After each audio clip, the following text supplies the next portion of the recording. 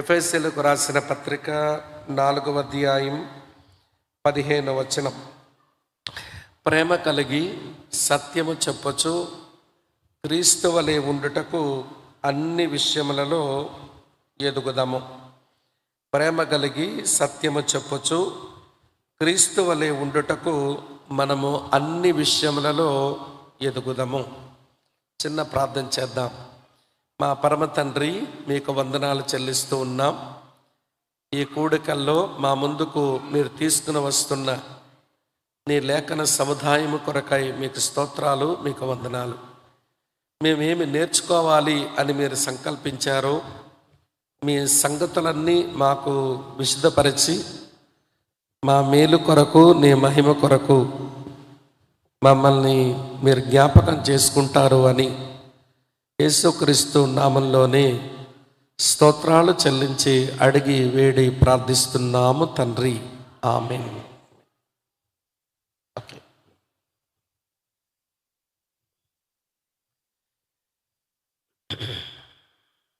మంచిది మిత్రులారా.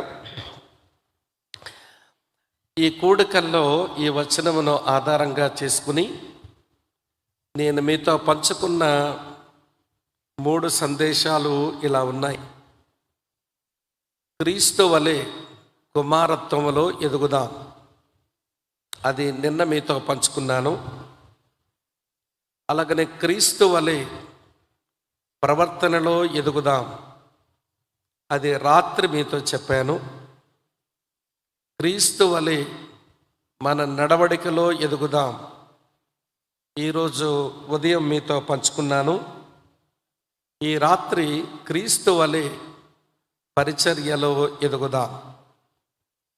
అప్పుడు క్రీస్తు వలె ఉండటం అనే దానికి సంపూర్ణమైనటువంటి వాక్య సత్యాలను కొంచెం మనసులో పెట్టుకున్న వారం అవుతాము అని నేను భావించి కుమారత్వంలో మన వ్యక్తిత్వాన్ని గురించి చెప్పాను, ప్రవర్తనలో మన శీలాన్ని గురించి మీతో చెప్పాను, నడవడికలో మన నడకల గూర్చి మీతో చెప్పాను. ఇప్పుడు పరిచర్యల గూర్చి నేను మీతో పంచుకోవాలి. ప్రియులారా, క్రీస్తు వలె ఉండుట అన్నప్పుడు ఆయన భూమి మీద ఉన్నప్పుడు ఎలాగున పరిచర్య చేశారో ఆ పరిచర్య కూడా ప్రతి ఒక్కరము నేర్చుకోవాలి. సహజంగా క్రైస్తవులకు ఉన్నటువంటి ఒక దురభిప్రాయం ఏమిటి అంటే, పరిచర్య అంటే అది సేవకులకు మాత్రమే వర్తిస్తుంది కదా, సాధారణ విశ్వాసులమైన మనకు అది పెద్ద అవసరం లేదు అని అనుకుంటారు. లేదు ప్రియులారా, పరిచర్య ప్రతి ఒక్కరము చేయాలి. ఎవరి విశ్వాస పరిమాణమును బట్టి వారికి అనుగ్రహించబడిన కృపావరములను ఉపయోగించుకొని ప్రభు యొక్క పరిచర్యను చేయవలసిన ఆవశ్యకత ఉంది అని లేఖనం చాలా స్పష్టంగా చెబుతుంది. పరిచర్య పలు విధాలుగా ఉంటుంది కనుక ఏ విధం అది నీకు చేతనగునో ఆ విధములోనే నీ వంతు పరిచర్యను నీవు చేయాలి, నా వంతు పరిచర్యను నేను చేయాలి. కనుక పరిచర్యకు ఒక మోడల్ నేర్చుకోవాలి అంటే నూతన నిబంధన క్రైస్తవులం పరిచర్యకు మొదటి మాదిరి అది మన ప్రభు అయిన యేసుక్రీస్తే అని మనం ఎరుగుదాం. ఈ మాట పేతురు కూడా చెప్పాడు తను రాసినటువంటి మొదటి పత్రికలో. పేతురు రాసిన మొదటి పత్రిక 2వ అధ్యాయం 21వ వచనం ఇలా రాసి ఉంది, క్రీస్తు కూడా మీ కొరకు బాధపడి మీరు తన అడుగుజాడల యందు నడుచుకొనున్నట్లు మీకు మాదిరి ఉంచిపోయాను. యేసుక్రీస్తు ప్రభు మనకొక మోడల్ ఉంచి వెళ్ళాడు. ప్రియులారా, ప్రవర్తనలో మాదిరి చూసాము, నడవడికలో మాదిరి చూసాము, వ్యక్తిత్వంలో కూడా మాదిరి చూసాము. ఇప్పుడు పరిచర్యలో మాదిరిని మనం నేర్చుకోవాలి. అప్పుడు ఈ స్థలములో కూర్చున్న మనలో ప్రతి వారము ఎవరికి ప్రభు అనుగ్రహించిన అవకాశాలు, సమయాలను మనం అందిపుచ్చుకొని మనవంతు పరిచర్యను మనం జరిగించగలిగితే అప్పుడు చెప్పగలుగుతాం, నేను నా ఇంటి వారును యెహోవానే సేవిస్తామని, అడు తర్వాత నేను నా చుట్టూన్న వారు కూడా దేవుని సేవించే ప్రజలము అని మరొక చక్కని సాక్ష్యంతో మన తనువులను మనం చాలించుకోగలుగుతాం.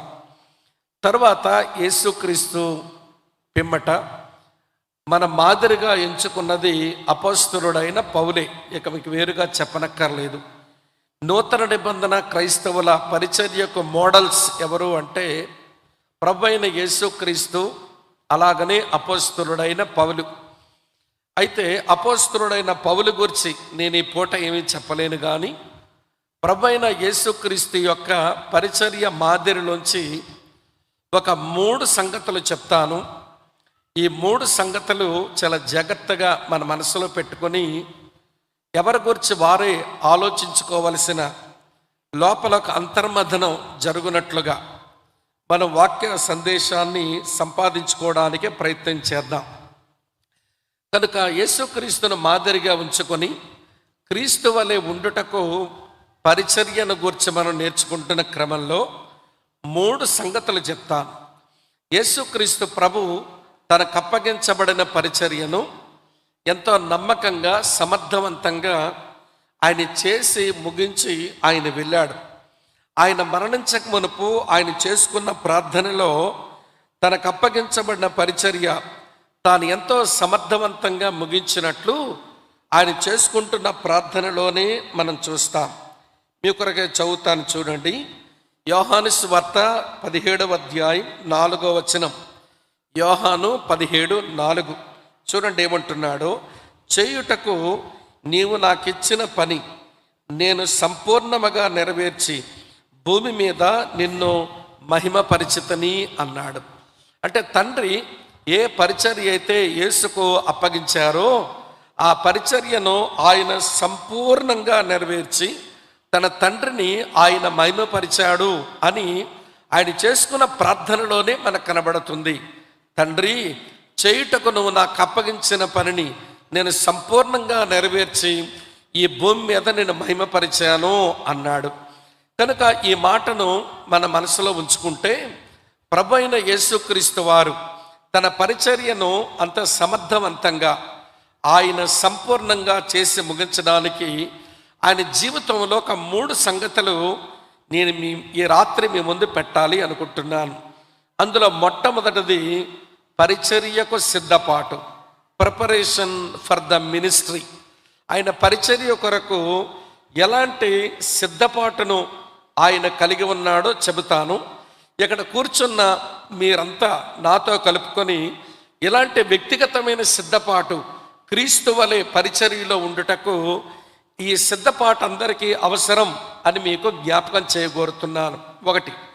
నెంబర్ 2, రెండవ సంగతి పరిచర్యకు సాధనాలు, the resources of the ministry. యేసుక్రీస్తు ప్రభు తన పరిచర్యకు ఆయన ఎలాంటి ప్రియులారా సాధనాలు ఉపయోగించుకున్నాడు, ఏ సాధనముతో సమర్థవంతంగా ఆయన పరిచర్య చేశాడు అనేది కూడా చెబుతాను. ఆ సాధనాలే మన పరిచర్యలో మనకు సాధనాలైతే అది ఎంతో అర్థవంతంగా ఉంటాయి. మనం అర్థవంతంగా పరిచర్య చేయగలుగుతాం. 3వ సంగతి ఏం చెబుతాను అంటే పరిచర్య సోపానం, the stages of the ministry. తన పరిచర్య సోపానం అంటే మెట్లు లేదా స్టేజెస్ అనేది అర్థమిస్తుందన్నమాట. మళ్ళీ చెబుతాను వినండి. పరిచర్యకు సిద్ధపాటు, పరిచర్యకు సాధనాలు, పరిచర్యకు సోపానం. ఈ 3 విషయాలు యేసు ప్రభు యొక్క జీవితంలోంచి మనం చూస్తాం. మరి ప్రేమ కలిగి సత్యము చెప్పొచ్చు క్రీస్తు వలె ఉండుటకు మనం అన్ని విషయాలలో ఎదగాలి అన్నప్పుడు వ్యక్తిత్వములో ఎదిగితే సరిపోదు, ప్రవర్తనలో ఎదిగితే సరిపోదు, నడవడికలో ఎదిగితే సరిపోదు, ఆయన పరిచర్యలో కూడా ఎదగవలసి ఉంది కదా. కాబట్టి నా ప్రియ సహోదరి సహోదరులారా, యేసుక్రీస్తుకు వలె పరిచర్యలో మనం ఎదుగు నిమిత్తం పరిచర్య సిద్ధపాటు యేసుప్రభు ఎట్లా సిద్ధపడినాడో అలాంటి సిద్ధపాటు మనకు అవసరమని ఎరిగి ఆ సిద్ధపాటులోంచి కొన్ని పాఠాలు నేర్చుకుందాం. పరిచర్యకు ఆయన ఎలాంటి సాధనాలు కలిగి ఉన్నాడో ఆ సాధనాలు మనము కలిగి ఉండి బ్రతుకుదాం. తర్వాత పరిచర్య సోపానం పరిచర్యలో ఎలాంటి స్టెప్స్ వేస్తూ వచ్చాడో అలాగ స్టెప్స్ వేస్తూ ఈ భూమి మీద బ్రతుకుదాం. ఒక్క మాట వినండి, ఇక్కడ కూర్చున్న మనందరికీ దేవుడిచ్చింది ఒకే ఒక్క జీవితం. మనకు 10 జీవితాలు లేవు. ఈ ఒక్క జీవితం కూడా త్వరగా కరిగిపోతూ ఉంది. ఈ ప్రతికూలమైనటువంటి వాతావరణాల్లో, అనారోగ్యకరమైనటువంటి అలవాట్ల మధ్య, తింటున్న ఆహారములో సరైనటువంటి పౌష్టికాహారం లేక శరీరం క్షీణించిపోతా ఉంది, పరిస్థితులు విషమించిపోతా ఉన్నాయి. ఈ ఒకే ఒక్క జీవితం అది కాస్త త్వరగా కరిగిపోతూ ఉండగా దేవుని కొరకు మనం ఏమి పరిచర్య చేశామో అది మాత్రమే మిగిలి ఉండే ఒక మంచి రోజులకు వచ్చామని గమనించండి. ఎప్పుడు అనుకోండి, నాకున్నది ఒకే ఒక్క జీవితం, ఇది కూడా త్వరగానే కరిగిపోతా ఉంది, నేను దేవుని కొరకు చేసేదేదో అది మాత్రమే మిగలనయ్యుంది అని పరిచర్యకు మనల్ని మనం అప్పగించుకునేందుకు ఈ తలంపులు మనం నేర్చుకోవాలి. మళ్ళీ చెబుతున్నాను, ప్రభువైన యేసుక్రీస్తు వారు పరిచర్యకు ఎలా సిద్ధపడ్డాడు, ఆయన పరిచర్యకు ఏమి సాధనాలు కలిగి ఉన్నాడు, ఆయన పరిచర్య సోపానం ఏమిటి, ఈ 3 విషయాలు ఈ రాత్రి వేళ కొంత వివరంగా నేర్చుకునేందుకు మనం ప్రయత్నం చేస్తాం. రండి, ఆయన పరిచర్యకు సిద్ధపాటును నేను మీకు చూపిస్తాను. మార్కు సువార్త 1వ అధ్యాయానికి రండి. మార్కు సువార్త 1వ అధ్యాయం నేను మీ కొరకే చదువుతున్నాను ఈ మాట. 14-15 వచనాలు. యోహాను చెరపట్టబడిన తరువాత మార్కు సువార్త 1వ అధ్యాయం 14-15 వచనాలు ఇలా ఉన్నాయి.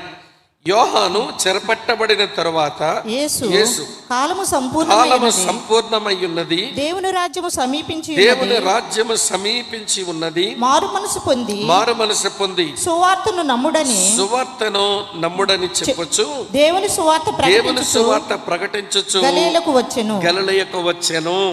ఈ వచనం ఆయన పరిచర్యలో అడుగుపెట్టిన తొలి మాటగా మనం చూస్తాం. సరే, ఈ పరిచర్యకు ఆయన అడుగుపెట్టి పరిచర్య చేసిన తొలి మాట చదివామే. దాని వెనుక ఆయన సిద్ధపాటులో ఎన్నో గంభీరమైన అనుభవాలు ఉన్నాయి. ఈ అనుభవాలు లేకుండా ఆయన పరిచర్య మొదలు పెట్టలేదు.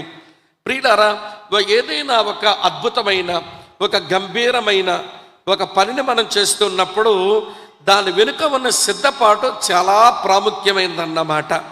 సిద్ధపాటు సరిగా లేకపోతే పరిచర్య కూడా సరిగా ఉండదు.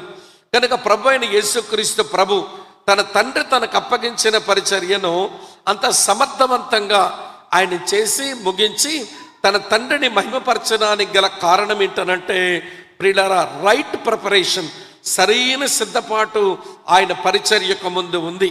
కనుక మార్కు 1వ అధ్యాయం 14-15 వచనాలకు ముందు కొన్ని గంభీరమైన సిద్ధపాటు అనుభవాలు ఉన్నాయి. ఊరికే బుల్లెట్ పాయింట్స్ లాగా చెప్తాను, చిన్న వివరణ ఇస్తాను, సావధానంగా చూడండి. మార్కు సువార్త 1వ అధ్యాయం 9వ వచనం. ఆ దినములలో యేసు గలిలయలోని నజరేతు నుండి వచ్చి యోర్దానులో యోహాను చేత బాప్తిస్మం పొందెను. ఈ వచనం నాకేమి నేర్పిస్తుందనంటే, అమ్మ వింటున్నారు ఈ మాట? ఆ దినములలో యేసు గలిలయలోని నజరేతు నుండి వచ్చి యోర్దానులో యోహాను చేత బాప్తిసం పొందెను. ఈ వచనములో ఉన్న ఒక మంచి అనుభవం దేవుని కొరకు తీర్మానము చేయుట, డిసైడెడ్ ఫర్ గాడ్. దేవుని కొరకు, తన తండ్రి కొరకు తీర్మానం చేయడం. ఏమిటి తీర్మానం అని మీరంటారా? అది నజరేతు నుంచి యోర్దానుకు రావడమే. ఇలా మీతో చెప్పనివ్వండి, నజరేతులో సంబంధాలు ఉన్నాయి. అమ్మ, అన్నదమ్ములు, అక్క చెల్లెళ్ళు, తర్వాత నజరేతులో ఉన్నటువంటి ఇదివరకు నెలవైనటువంటి వారు 30 సంవత్సరాలుగా ఎవరి మధ్యనైతే ఆయన బ్రతికాడో వారితో ఉన్న స్నేహం, వారితో ఉన్న సంబంధాలు ఉన్నాయి. ఇప్పుడు నజరేతుని విడిచిపెట్టుకొని యోర్దానుకు వస్తే ఏముంటుందో తనకు తెలియదు. అలాగే నజరేతులో కొంత మరీ పెద్ద సుఖవంతమైనటువంటి వాతావరణం లేకపోయినా తన సుఖముగా బ్రతకడానికి ఇల్లు అనేది ఒకటి ఉంది. 3 పూటల తినడానికి తానికేదో లభ్యమవుతూ ఉంటుంది. ఇప్పుడు ఆ నజరేతుని విడిచిపెట్టుకొని యోర్దానుకు వస్తే తనకు ఏమి సుఖము దొరుకుతుందో తెలియదు, ఏమి పోషణ దొరుకుతుందో తెలియదు. తన సస్టెనెన్స్ ఏంటో తెలియదు. ఎవరు తన పోషిస్తారు, ఎక్కడ సుఖముగా నిద్రపోగలుగుతాడు. అందుకనేమో సుఖము, సౌఖ్యము, పోషణ అది దొరకని కారణం చేతనేమో ఒకసారి ప్రభువులకు అన్నాడు. ఏమన్నాడు తెలుసా? నక్కలకు బొరియలున్నాయి, ఆకాశ పక్షులు గూళ్ళున్నాయి, మనిషి కుమారుడైన నేను తలవాల్చడానికి నాకు స్థలము లేదు అన్నాడు. నజరేతులో నాకు సుఖము, సౌఖ్యము, సంరక్షణ ఉంది ఎంతో కొంత. కానీ నజరేతును విడిచిపెట్టుకొని యోర్దానుకు రావటం అంటే ఇది నా తండ్రి కొరకు, నా తండ్రి అప్పగించిన పని కొరకు తీర్మానం చేసుకోవడమే. ఇంకో విషయం చెప్పనా? ప్రియుల, నజరేతు నుంచి యోర్దానుకు వచ్చిన తరువాత యోహాను చేత బాప్తిసం పొందితే ఈయన పాపులలో ఒకడా అని అనిపించుకోవాలి. ఆయన పరిశుద్ధుడైన దేవుడు, ఆయన పరిశుద్ధుడైన దేవుడు, ఆయన పాపము చెయ్యనివాడు అని పేతురై చెప్పాడు. 1 పేతురు 1వ అధ్యాయం ప్రియులారా 22వ వచనంలో మనం చూస్తామండి. ఆయన పాపము చెయ్యలేదు అనే మాట. 1 యోహాను పత్రిక 3వ అధ్యాయం 5వ వచనంలో చదువుతామండి. పాపాలు తీసివేయడానికి ఆయన ప్రత్యక్షమైనాడు, ఆయనందు పాపమేమీ లేదు అనే మాట. పాపము చెయ్యనివాడు, పాపమే లేనివాడు. 2 కొరింథీ పత్రిక 5వ అధ్యాయం 21వ వచనంలో పాపము ఎరగని ఆయన మన కోసం పాపముగా చెయ్యబడ్డాడు. అసలు పాపమే ఎరగనివాడు ఆయన. పాపము చెయ్యనివాడు, పాపమే లేనివాడు, పాపమే ఎరగనివాడు యోహాను ముందుకు వచ్చి నాకు బాప్తిసం ఇవ్వు అని అడుగుతుంటే, అదేంటయ్యా, నీ ద్వారా నేను బాప్తిసం పొందవలసిన వాడని ఉండగా నా చేత బాప్తిసం పొందాలని వచ్చి నిలుచున్నావంటే ఏస నీతి యావత్తు ఇట్లా జరగని. నేను పాపులలో ఒకటిగా పరిగణించబడాలి. వారితో నేను ఐడెంటిఫై అవ్వకపోతే, వారికి ప్రాతినిధ్యం ఇవ్వకపోతే, వాళ్ళ నిమిత్తం సిలువలో నేను ప్రాణం పెట్టడానికి సరిపోను గనక నేను పాపులలో ఒకటిగా నేను పరిగణించబడాలి. పాపము లేనివాడినైనా, పాపం చేయని వాడనైనా, పాపం ఎరగని వాడనైనా పాపులలో ఒకటిగా పరిగణించబడాలి నేను. ఇవి బాప్తిసం అన్నాడు. ఇదంతా నీకు తెలియదా యేసయ్యా? నజరేతు నుంచి నువ్వు యోర్దానుకు వచ్చినప్పుడు సంబంధాలన్నీ తెగిపోతాయి. నజరేతు నుంచి యోర్దానుకు వచ్చినప్పుడు సుఖము, సౌఖ్యము, సంరక్షణ అన్నీ పోగొట్టుకుంటావు. తర్వాత నువ్వు నజరేతు నుంచి యోర్దానుకు వచ్చినప్పుడు పాపుల్లో ఒకటిగా పరిగణించబడబోతున్నావు. ఇదంతా నీకు తెలుసు కదా? నాకు తెలుసు. మరి ఎందుకు వచ్చేసావనంటే, నా తండ్రి నాకు అప్పగించబడిన పని కొరకు, నా తండ్రి నాకు అప్పగించిన పని కొరకు నేను డిసైడ్ చేసుకున్నానంతే. అక్క, చెల్లి, తమ్ముడన్న వింటున్నారా? భక్తి జీవితంలో ఎప్పుడైనా డిసైడ్ చేసుకోవడం, డెసిషన్ మేకింగ్ అది చాలా ప్రాముఖ్యం. తీర్మానం చేసుకోవడం చాలా ప్రాముఖ్యం. నిర్ణయించుకోవడం చాలా ప్రాముఖ్యం.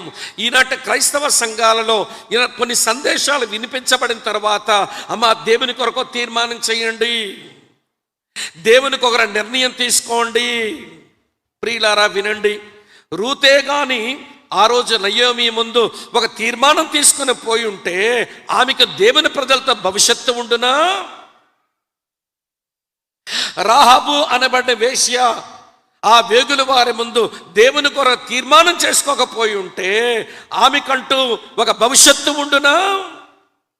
శిలువ మీద వేలాడిన దొంగ ప్రియుల వేలాడుతూనే యేసు కొరకు తీర్మానం చేసుకోకపోతే వాడికి పరదేశంలో ఒక భాగ్యమే వాడికి దొరుకునా? భక్తి జీవితంలో మొదటి అనుభవం డిసైడ్మెంట్ లేదా తీర్మానం చేయటం. ఇవ్వండి, పరిచర్య కొరకు యేసు సిద్ధపడిన ఈ నేపథ్యంలో, పరిచర్య కొరకు యేసు ప్రభు సిద్ధపడిన నేపథ్యంలో మొదటి మాట డిసైడెడ్ ఫర్ ఫాదర్. తండ్రి కొరకు తీర్మానం చేసుకున్నాడు. సంబంధాలతో ఇక పని లేదు, సుఖముతో ఇక పని లేదు, సౌఖ్యంతో ఇక పని లేదు, సంరక్షణతో ఇక పని లేదు, గౌరవంతో ఇక పని లేదు. నేను పాపుల్లో ఒకటిగా పరిగణించబడినా పర్వాలేదు, అందుకొరకే నేను లోకానికి వచ్చానన్నట్టుగా ఆయన తీర్మానం చేసుకున్నాడు. ఇప్పుడు ఒక మాట అడగనా? ప్రేమ కలిగి సత్యము చెప్పొచ్చు, క్రీస్తు వలె ఉండటకు అన్ని విషయములో ఎదుగుదము అని అనుకుంటున్నామే. మరి దేవుని కొరకు నీ తీర్మానం ఏంటో? తమ్ముడా, దేవుని కొరకు నీ తీర్మానం ఏంటి? నీ డెసిషన్ ఏంటి? నువ్వు ఏమి తీర్మానం చేసినావు దేవుని కొరకు? ఇది ఎవరికి వారమే ఆలోచించుకోవాలి. మొదటి మాట. రెండో మాట చెప్తాను చూడండి ప్రియులారా. ఇక్కడే మార్కు సువార్త 1వ అధ్యాయం చదువుతున్నాను. ఈ మంచి మాట చూడండి. 10వ వచనం ఇలా రాసి ఉంది. వెంటనే ఆయన నీళ్ళలో నుండి ఒడ్డునకు వచ్చుచుండగా ఆకాశము చేల్చబడుటయు. ఆగండి. ఆకాశము చేల్చబడుటయు. ఎందుకండి ఆకాశం చేల్చబడింది అంటే దాని అర్థం ఆయన దేవుని చేత అంగీకరించబడాడు. Accepted by father. నజరేతును వదులుకొని యోర్దానుకు వచ్చి పాపులలో ఒకడుగా ఆయన కూడా యోహాను చేత బాప్తీసం పొందితే ఆయనను పరలోకం యాక్సెప్ట్ చేసింది. మనుషులందరి కొరకు మృతి చెందడానికి, మనుషులందరికీ పాపము కొరకే బలి అర్పణ చేయడానికి ఆయన సిద్ధపడడానికి ఆయన ముందుకు వస్తే ఆయనను పరలోకం అంగీకరించి ఆ పరలోకమే తెరవబడింది. ఇలా ఒక్క మాట మీతో చెప్పను. యేసువలే మనం పరిచర్య చేయడానికి మన సిద్ధపాటులో కూడా మన దేవుణ్ణి బట్టి లేక దేవుని చేత అంగీకరించబడిన వారం కావాలి. దేవుని చేత అంగీకరించబడిన వారం కావాలి. అయితే ఇక్కడ ఒక విషయం మనకు తెలుసుకోవాల్సింది ఒకటి ఉంది. ఏంటో తెలుసుకోవలసిన విషయం అంటే, యేసును మినహాయించి మన ఎవరమో దేవుని ముందు అంగీకరించబడలేము. యేసును బట్టే అంగీకరించబడతాం. యేసునందు విశ్వాసం ఉంచాం. అందుకే పౌలు భక్తుడు అంటాడు, నాకున్న అపేక్ష ఏంటో తెలుసా, నాకున్న ఆశ ఏంటో తెలుసా, నేను యేసులో కనబడాలని ఆశ. యేసుకు వేరుగా కనబడ్డాను అనుకోండి, దేవుని చేత అంగీకరించబడను, మనుషుల ముందు కూడా నేను అంగీకరించబడలేను. చూడండి ఆయన ఆశ ఎంత బాగుందో చూపిస్తాను. ఫిలిప్పీలకు రాసిన పత్రిక 3వ అధ్యాయంలో ఎవరిలో కనబడాలనుకుంటున్నాడు ఆయన? ఫిలిప్పీలకు రాసిన పత్రిక 3వ అధ్యాయం మీ కొరకే చదువుతున్నాను. ఈ మంచి మాట చూడండి ప్రియులారా. ఇలా రాసి ఉంది, మీ కొరకే చదువుతున్నాను. 9వ వచనం. క్రీస్తును సంపాదించుకొని ధర్మశాస్త్ర మూలమైన నా నీతిని గాక క్రీస్తునందలి విశ్వాసం వలనైన నీతి అనగా విశ్వాసమును బట్టి దేవుడు అనుగ్రహించు నీతి గలవాడనై ఆయన యందు అగుపడు నిమిత్తము. చాలమ్మా, ఆయనలో నేను అగుపడాలి. ఆయనకు మినహాయించి నేను అగుపడకూడదు. ఇక్కడ కూర్చున్న మనం ఎవరమైనా కావచ్చు, తమ్ముళ్ళు, చెల్లెళ్ళు, అక్కల, అన్నలు. యేసును మినహాయించి దేవుని ముందు కనబడడానికి మనం పనికిరాము. యేసులోనే కనబడాలి. అందుకని మ్యాక్స్ లుకోడో అనే దైవజనుడు అన్నాడు, నువ్వు యేసులో ఉండి యేసులోనే కనబడాలనంటే యేసు పొందిన ప్రతి గాయము నువ్వు యేసులోనికి రావడానికి ద్వారము. యేసు గాయాల గుండా లోపలికి వచ్చాయి అన్నాడు. యేసు గాయముల గుండా నువ్వు యేసు లోపలికి రావడం నీకు చేత కాకపోతే, ఆ గాయముల నుంచి స్రవిస్తున్న రక్తములో తడవడం నీకు చేత కాకపోతే, ఆ గాయాల గుండా విశ్వాసంతో యేసులోనికి రావడం చేత కాకపోతే, యేసులో కనబడకపోతే నువ్వు పరలోకంతో నువ్వు ఆమోదించబడలేవు, అంగీకరించబడలేవు. కనుక వినండి, దేవుని చేత మనం అంగీకరించబడాలి. సేవకు యేసు ప్రభు, పరిచర్యకు యేసు ప్రభు అతను కలిగి ఉన్న సిద్ధపాటులో తండ్రి కొరకు తీర్మానం చెయ్యగా, అమ్మ వింటున్నారా, దేవుని కొరకు తీర్మానం చెయ్యగా దేవుని చేత అంగీకరించబడ్డాడు. ఇది రెండో మాట. మూడో మాట చెప్తాను రండి. చిన్న చిన్న మాటలే, చాలా ప్రాముఖ్యమైన అనుభవాలు. ఈ అనుభవాలు లేకపోతే నీకెంత బైబిల్ వేదాంతం తెలిసినా, ఎన్ని ప్రసంగాలు నీ కంఠోపాఠమైనా నీవు నిష్ప్రయోజకుడుగానే మిగిలిపోతావు అని గమనించాలి. మార్కు సువార్త 1వ అధ్యాయం 10వ వచనం చూడండి ప్రియులారా. ఏమి రాస్తుంది? వెంటనే ఆయన నీళ్ళలో నుండి ఒడ్డుకు వచ్చుచుండగా ఆకాశము చీల్చబడుటయు. ఆ మాట చెప్పేశాను. పరిశుద్ధాత్మ పావురం వలె తన మీదకి దిగివచ్చుట చూచెను. వింటున్నారా? ఇది ఏమిటి అనుభవం? పరిశుద్ధాత్మ పావురం వలె దిగివచ్చుట చూచెతను అంటే అర్థం, అతను దేవుని ఆత్మ చేత అభిషేకించబడ్డాడు. ఇది anointed by the spirit of God, దేవునాత్మ చేత అభిషేకించబడుట. దేవుని కొరకు తీర్మానం చేయటం ఆయన వంతయింది. దేవుని చేత అంగీకరించబడ్డాడు. ఇప్పుడు దేవునాత్మ చేత అభిషేకించబడ్డాడు. యేసు అభిషేకించబడిన వాడు ప్రవక్తగా ప్రవక్త పరిచర్య చేయడానికి, యాజకుడుగా యాజక పరిచర్య చేయడానికి, రాజుగా రాజు పరిచర్య చేయడానికి అతను అభిషేకించబడిన వాడు. ఆయన అనాయింటెడ్ వన్.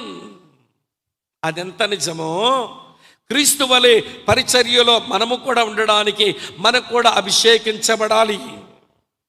స్వామి అన్న అక్కడక్కడ అభిషేక కోటాలు పెడుతున్నారు, పోయి అభిషేకం పొందనా అని వెర్రి మాటలు చెప్పకండి. ఈ రోజున క్రైస్తవ్యంలో అభిషేక కోటాలు ఉన్నాయి, దానికి ఫీజులు తీసుకునే వాళ్ళు ఉన్నారు, మీకు అభిషేకం ఇస్తామని చెప్పే వాళ్ళు ఉన్నారు. అభిషేకం దేవుడివ్వాలి. వినండి, అది ఎలా సంప్రాప్తం అవుతుంది అంటే వినండి, ఏ రోజునైతే నువ్వు సువార్త విని దాని మీద విశ్వాసం ఉంచావో, ప్రియుల వాగ్దానం చేయబడిన ఆత్మని లోపలికి వచ్చాడో, ఆయన నిన్ను స్వాధీనంలో తీసుకుంటున్నాడో, నువ్వు అభిషేకించబడిన వాడివి, అనుమానించొద్దు అన్నాడు యోహాను. చూపించమంటారా? 1 యోహాను పత్రిక 2వ అధ్యాయంలో, యోహాను రాసిన 1 పత్రిక 2వ అధ్యాయంలో మీ కొరకే చదువుతున్నాను చూడండి. ఇలా రాసి ఉంది, 1 యోహాను పత్రిక 2వ అధ్యాయం 20వ వచనం. అయితే మీరు పరిశుద్ధుని వలన అభిషేకం పొందినవారు గనక సమస్తమును ఎరుగుదురు. మీరు పరిశుద్ధుని వలన అభిషేకం పొందినవారు, అనుమానించకండి. ఏ రోజునైతే సువార్త విన్నారో, ఏ రోజైతే సువార్తలను యేసునందు విశ్వాసం ఉంచారో, ఏ రోజునైతే పాపమును గూర్చి, నీతిని గూర్చి, తీర్పుని గూర్చి ఒప్పించబడ్డారో, మీరు దేవుని ఆత్మను పొందారు. అదే దేవుని ఆత్మాభిషేకమును అందటం. వచ్చి కిందికి రండి, 27వ వచనం చూడండి ఏమి రాసిందో. అయితే ఆయన వలన మీరు పొందిన అభిషేకం మీలో నిలుచుచున్నది గనుక ఎవడును మీకు బోధించనక్కరలేదు. ఆయన ఇచ్చిన అభిషేకం సత్యమే గాని అబద్ధం కాదు. చాలమ్మా, ఆయన ఇచ్చిన అభిషేకం అది సత్యమే గాని అబద్ధం కాదు. ఈ రోజున క్రైస్తవ సమాజంలో ఉన్న చాలా మంది దేవుని పిల్లలకు మేము అభిషేకించబడలేదు, అభిషేకానికి ఎవరినో ఆశ్రయించాలేమో అనుకుంటున్నారు. లేదు లేదు, చెల్లాలి తమ్ముళ్ళు వినండి. దేవుని ఆత్మను పొందిన నీవు, దేవుని ఆత్మచేత అభిషేకించబడిన వాడవు నీవు. యేసు ప్రభు పరిచయం చేయడానికి ముందు అతను అభిషేకము నొందినవాడు, anointed by the spirit of God. ఇదొక అనుభవం. దేవుని కొరక తీర్మానం చేశాడు, దేవునితోన అంగీకరించబడ్డాడు. ఇవన్నీ ప్రిపరేషన్స్. క్రీస్తు వలె పరిచర్య చెయ్యాలంటే ఇవన్నీ సిద్ధపాటులండి. మూడో సంగతి, దేవుని ఆత్మ చేత అతను ఇదంతా ప్రిపరేషన్. క్రీస్తు వలె మనం పరిచర్య చెయ్యాలి అని అంటే ఇది మనందరి జీవితంలో ఉండవలసిన సిద్ధపాటు అనుభవాలండి. 4వ సంగతి చెప్తాను రండి, టైం లేదు గనక. మార్క్సు వార్త 1వ అధ్యాయం చదువుతున్నాను, చూస్తారా? 11వ వచనం ఇలా రాసి ఉంది. మరియు నీవు నా ప్రియ కుమారుడవు, నీ యందు నేను ఆనందిస్తున్నానని ఒక శబ్దము ఆకాశము నుండి వచ్చెను. ఇది ఏమిటంటే దేవుని చేత సాక్ష్యము పొందడం, testifying by the God the father. తండ్రి అయిన దేవుని చేత సాక్ష్యమునందడం. ఆ తండ్రి పరలోకము నుంచి మాట్లాడుతున్నాడు, ఇదిగో ఈయనే నా ప్రియకుమారుడు, ఈయన యందు నేను ఆనందిస్తున్నాను అని సాక్ష్యం ఇచ్చాడు. ప్రియులారా, ఒక మాట చెప్తాను అన్నా, స్వామి అన్న, మరి ఈ రోజున అలాంటి సాక్ష్యం నాకు వినబడుతుందా అని మీరు అంటారేమో. వినబడుతుంది, నీకు వినే చెవులుంటే. ఇలాంటి సాక్ష్యం నీకు వినబడుతుంది, నీకు వినే చెవులుంటే. ఎలా వినబడుతుందన్నా అని మీరు అంటారేమో. చెప్తాను చూడండి ప్రియులారా. రోమీలకు రాసిన పత్రిక 8వ అధ్యాయం, రోమీలకు రాసిన పత్రిక 8వ అధ్యాయం నేను మీ కొరకే చదువుతున్నాను చూడండి. 16వ వచనం ఇలా ఉంది.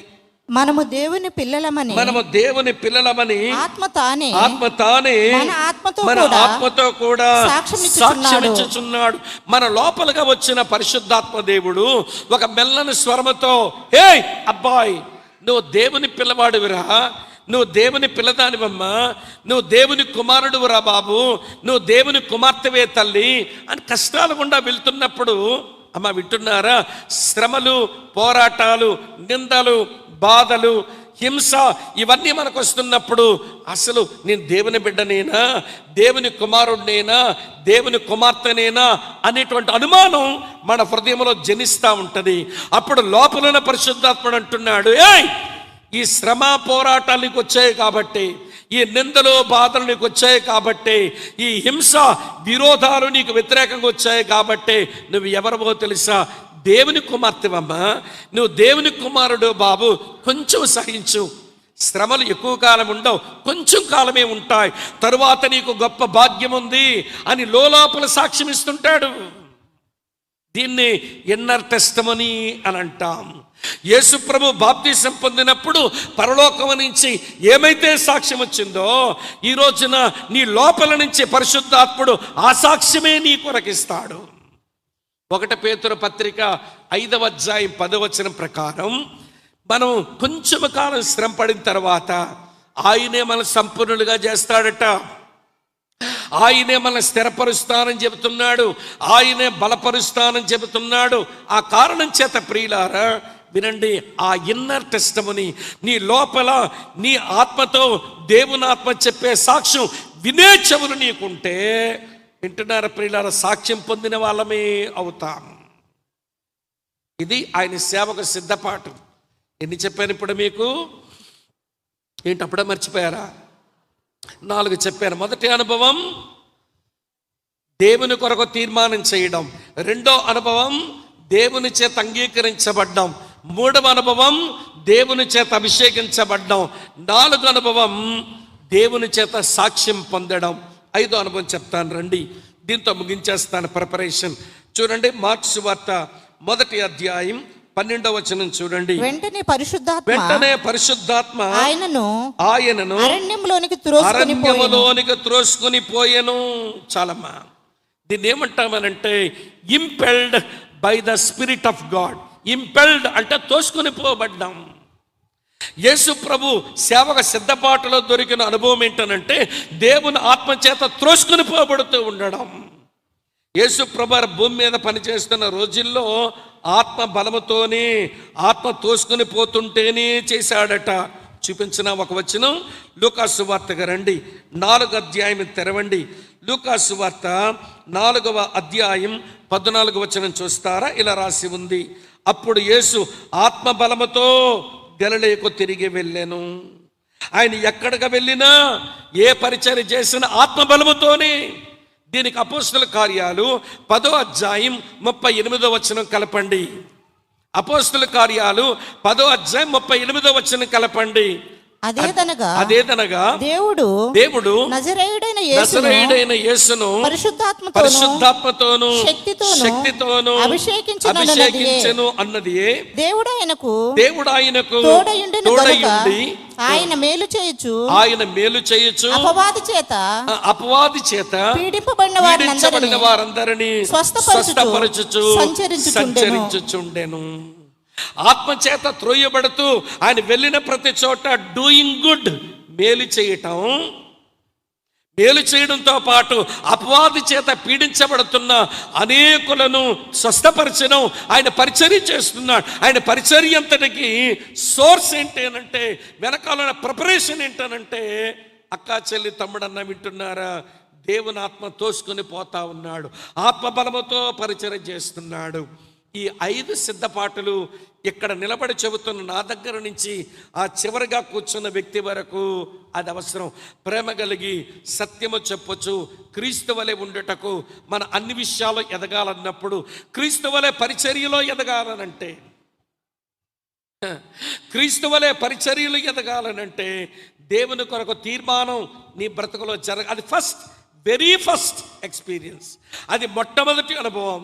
దేవుని చేత అంగీకరించబడి, దేవునాత్మ చేత అభిషేకించబడి, దేవుని చేత సాక్ష్యమునుంది, దేవునాత్మ చేత త్రోసుకొని పోబడేటువంటి అనుభవం. ఇప్పుడు చెప్పండి, ఆయన లాంటి వ్యక్తిత్వం నేర్చుకున్నాం, ఆయన వంటి ప్రవర్తన నేర్చుకున్నాం, ఆయన వంటి నడవడిక నేర్చుకున్నాం, మరి ఆయన వంటి పరిచర్య చెయ్యొద్దా? మరి ఆయన చేసిన పరిచర్య 3.5 సంవత్సరాలు చేసి వెళ్ళిపోయాడు. 2000 సంవత్సరాలైన ఆటుపోట్ల మధ్య, వ్యతిరేకతల మధ్య, దోషణ మధ్య, అపార్థాల మధ్య, అపోహల మధ్య అది నిలిచే ఉంది పరిచర్య. 2000 సంవత్సరాలుగా ఆ పరిచర్య నిలిచే ఉంది. అంత అద్భుతమైన పరిచర్య చేశాడా? దాని నిదర్శనం నువ్వు నేనే కదా. అంత గంభీరమైన పరిచర్య చేశాడా? దానికి రుజువు మనం అందరమే కదా. 2000 సంవత్సరాలైన ఆ పరిచర్య అలానే నిలిచి ఉండడానికి గల కారణం అతని పరిచర్యలో ప్రిపరేషన్ అద్భుతం. ఇప్పుడు మిమ్మల్ని అడుగుతున్నాను, నేరుగా మీ ముఖం మీద అడుగుతున్నాను, దేవుని కొరకు నువ్వు చేసుకున్న తీర్మానం ఏంటి? దేవుని చేత అంగీకరించబడ్డామన్న భరోసా నీకుందా? దేవుని ఆత్మ చేత అభిషేకించబడిన వాడవేనా? అలాగనే దేవుని చేత సాక్ష్యం పొందిన సహోదరుడవేనా? చివరగా దేవుని ఆత్మ చేత త్రోయబడుతున్న వ్యక్తివేనా? ఈ 5 అనుభవాలు సేవకు సిద్ధపాటు, పరిచర్యకు సిద్ధపాటు. ఈ సిద్ధపాటు అనుభవాలు మనమందరం కలిగి ఉండవలసిన అవసరం ఉంది. ఏది లేదు అని అనిపిస్తే ఈ రాత్రి ఇక్కడ కూర్చొని తగలబడంటే కాల్చుకోమని చెప్పడం లేదు నేను. ప్రభు పాదాలు పట్టుకొని, ఏ ప్రభువా, నీ కుమారుడైన యేసుక్రీస్తుకు ఈ 5 అంతల అనుభవం ఇచ్చిన వాడివి, మరి నాకెందుకు ఈ 5 అంతల అనుభవం లేదు? నీ ఆత్మచేత త్రోయబడుతున్నట్టుగా నాకు అనిపించట్లా, నీ దగ్గర నుంచి సాక్ష్యం పొందినట్లుగా అనిపించడంలా, నీవు నన్ను అంగీకరించినట్లు అనిపించడంలా, నీ ఆత్మచేత అభిషేకించబడినట్టు అనిపించడంలా అని మనం అడుగుతుంటాయనంటాడు. ఇంతకు నువ్వు నా కొరకు తీసుకుని తీర్మానం ఏంటో చెప్పరాదా? నీకు అన్నీ కావాలి, కానీ నీ దగ్గర నుండి నాకు రావలసిన తీర్మానమే నీ దగ్గర కనబడడం లేదు.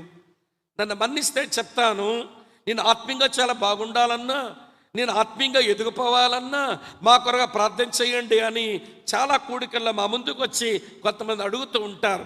నేను వాళ్ళు తప్పుపట్టడం లేదు, కానీ అంతగా ఎదగాలని నీకుంటే, అంతగా వాడబడాలని నీకుంటే, అంతగా ప్రయోజనకారి అవ్వాలని ఉంటే దేవునికి నువ్వు చేసిన తీర్మానం ఏంటో చెప్పమంటే ముఖం మీద ప్రశ్న గుర్తు కనబడతా ఉంటుంది, ముఖం మీదేమో క్వశ్చన్ మార్క్ కనబడతా ఉంటుంది. దేవుని కొరకు చేయవలసిన తీర్మానం ఏమీ చేయకుండా మిగిలిన అనుభవాలు నీ జీవితం ఎలా నడిచొస్తాయి చెప్పండి అన్నదమ్ముల రక్క చెల్లులారా. కనుక వినండి ప్రియులారా, క్రీస్తు వలె మన పరిచర్య చేయడానికి పరిచర్య సిద్ధపాటు అనుభవాలు 5 మీతో చెప్పాను. గుర్తుంటాయి అనుకుంటున్నాను. మీరు బాగా ధ్యానం చేస్తే తప్పగా మీకు గుర్తుంటాయి. నెంబర్ 2, రెండో సంగతి చెప్తాను. పరిచర్యకు ఆయన దగ్గర ఉన్న సాధనాలేంటి? What are the sources for his ministry? ఆయన పరిచర్య కొరకు ఆయన దగ్గర ఉన్న సాధనాలేంటి? ఏ సాధనాలు ఉపయోగించి ఆయన పరిచర్య చేశాడు? నెంబర్ 1, మొట్టమొదటిది సంపూర్ణమైన ప్రేమండి. ఆయన పరిచర్య చేయడానికి ఆయన దగ్గర ఉన్న వినండి మొదటి సాధనం సంపూర్ణమైనటువంటి ప్రేమండి. అది చాలు, దాని తర్వాత రావాల్సినవి వస్తాయి. ముందు సంపూర్ణమైన ప్రేమ. అంత సంపూర్ణమైన ప్రేమ ఉందని ఎట్లా చెప్పగలుగుతాము? చూపిస్తాను ఒక 2 ఉదాహరణలు. చూడండి ప్రియులారా, మత్తయి సువార్త 9వ అధ్యాయం 36వ వచనం ఇలా రాసి ఉంది. మత్తయి సువార్త 9వ అధ్యాయం 36వ వచనం. ఆయన సమూహములను చూచి కాపరలేని గొర్రెల వలె విసిగి చెదరియున్నందున వారి మీద కనికరపడి. అమ్మా వింటున్నారా? సంపూర్ణమైన ప్రేమ ఆయన కలిగి ఉన్నందున ఆ ప్రేమలో నుంచి కనికరం వచ్చింది ఆయనకు. ఎవరి మీద కనికరపడుతున్నాడట? వినండి ప్రియులారా, గొర్రెల్లాంటి ఆ మనుషులు. వీరు ఎలాంటి గొర్రెలు అంటే కాపరలేని గొర్రెలు. వీళ్ళు ఎలాంటి గొర్రెలు అంటే విసిగిపోయిన గొర్రెలు. వీరు ఎలాంటి గొర్రెలు అంటే చెదరిపోయిన గొర్రెలు. అర్థమవుతుందా? ఈ ఒక వచనంలో 3 మాటలు. కాపరలేని, విసిగిపోయిన, చెదరిపోయిన గొర్రెల్లా కనబడుతున్నారంట మనుషులు. వాళ్ళు చూచినప్పుడు ఆయనకు భలే కనికరం వచ్చింది. భలే కనికరం వచ్చింది. ఆయన కనికరమతో కదిలిపోయాడంట. ఆ వచనం ఇంగ్లీషులో ఏముంటుందంటే జీసస్ మోడ్ విత్ కంపేషన్. ఆయన కనికరమతో కదిలిపోయాడంట. అది అలా ఉంచండి. లూకాసు వార్తగా రండి.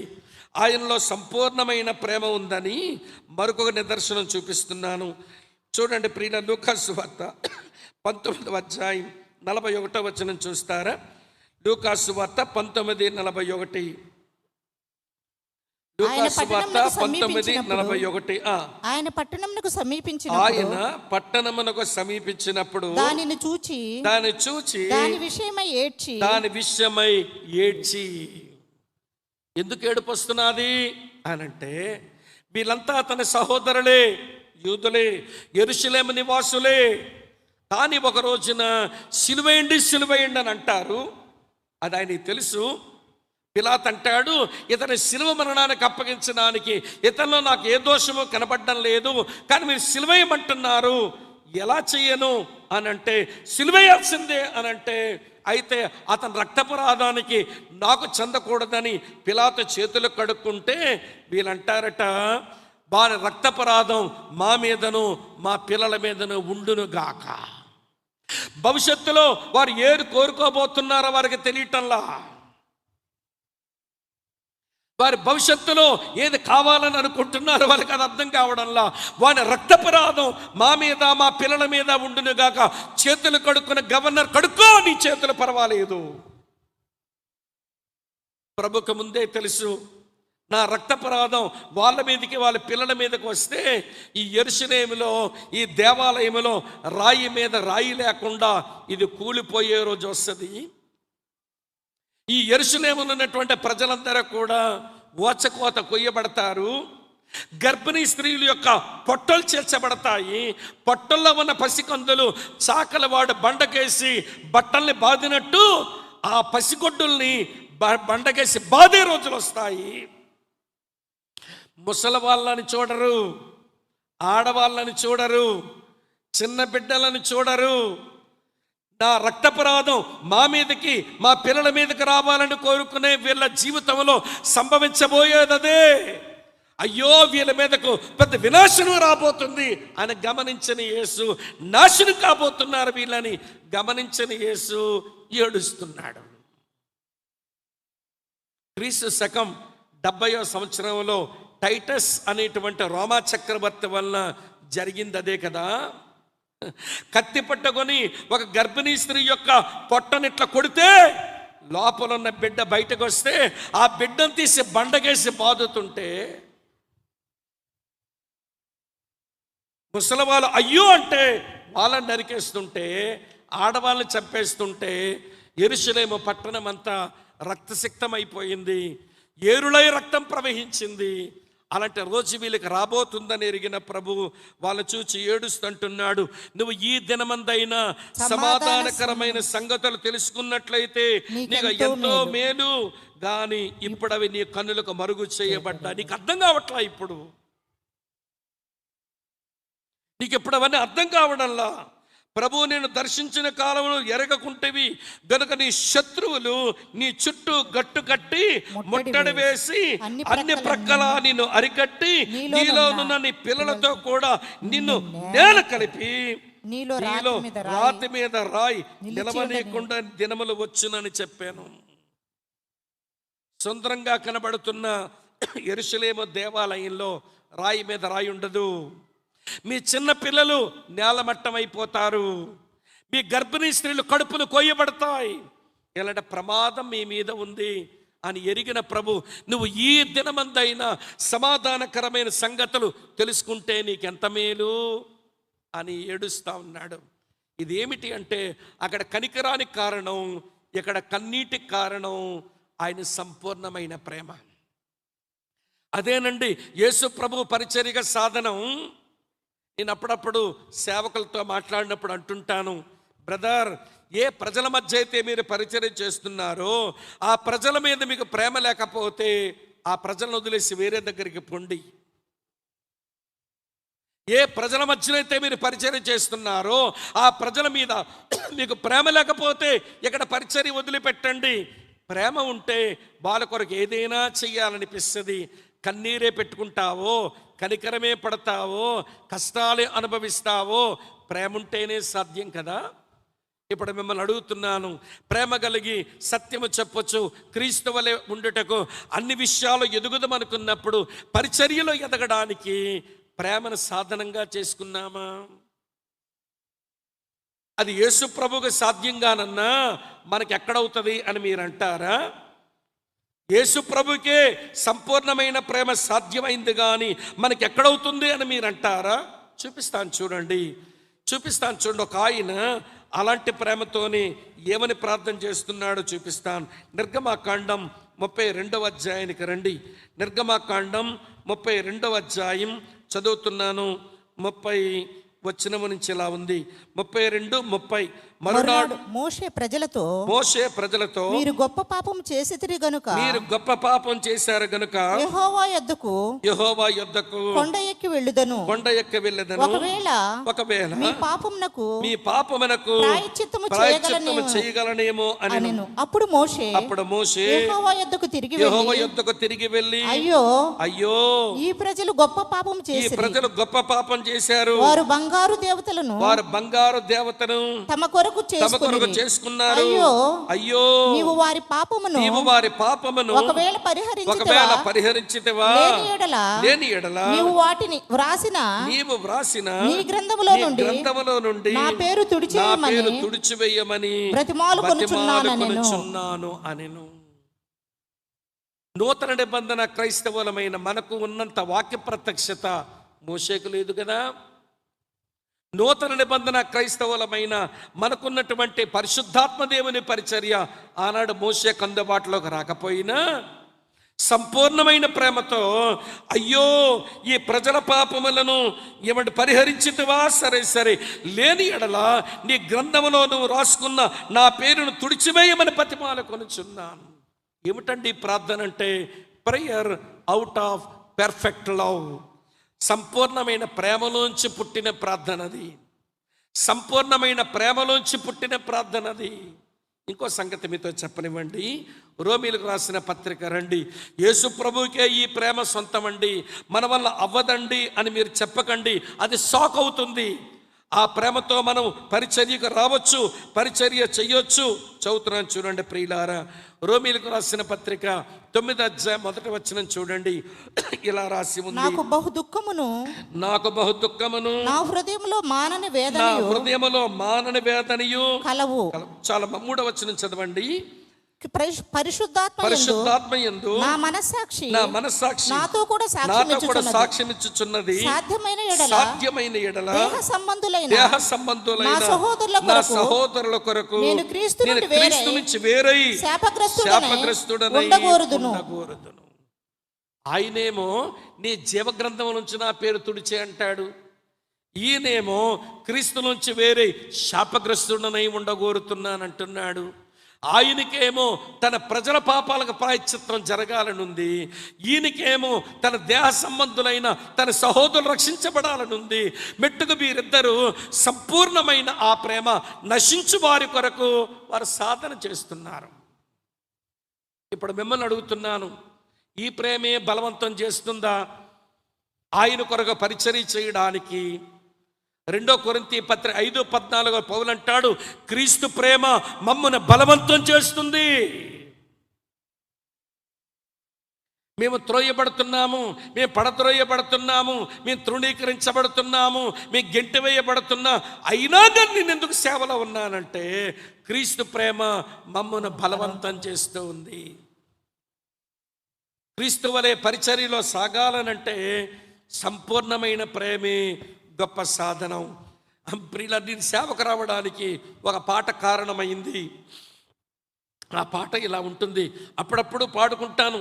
చల్లగా అయిపోతుంది హృదయం అన్నప్పుడు, సేవలో కొంచెం దూకుడు తగ్గినప్పుడు, సేవలో కొంచెం అలసత్వం వచ్చినప్పుడు, సేవలో కొంచెం నిరాశ వచ్చేస్తున్నప్పుడు ఆ పాట పాడుకుంటే చాలండి, మండిస్తూ ఉంటుంది ఆ పాట.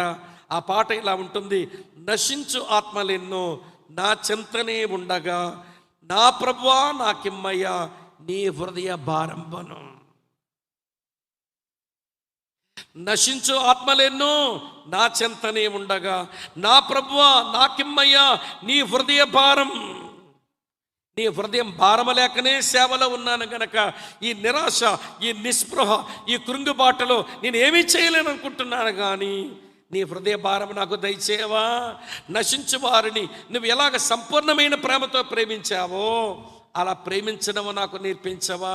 నా హృదయంలో నీ ఆత్మ ద్వారా నీ ప్రేమను పొయ్యండి ప్రభువా, నీ ప్రేమను పొయ్యండి.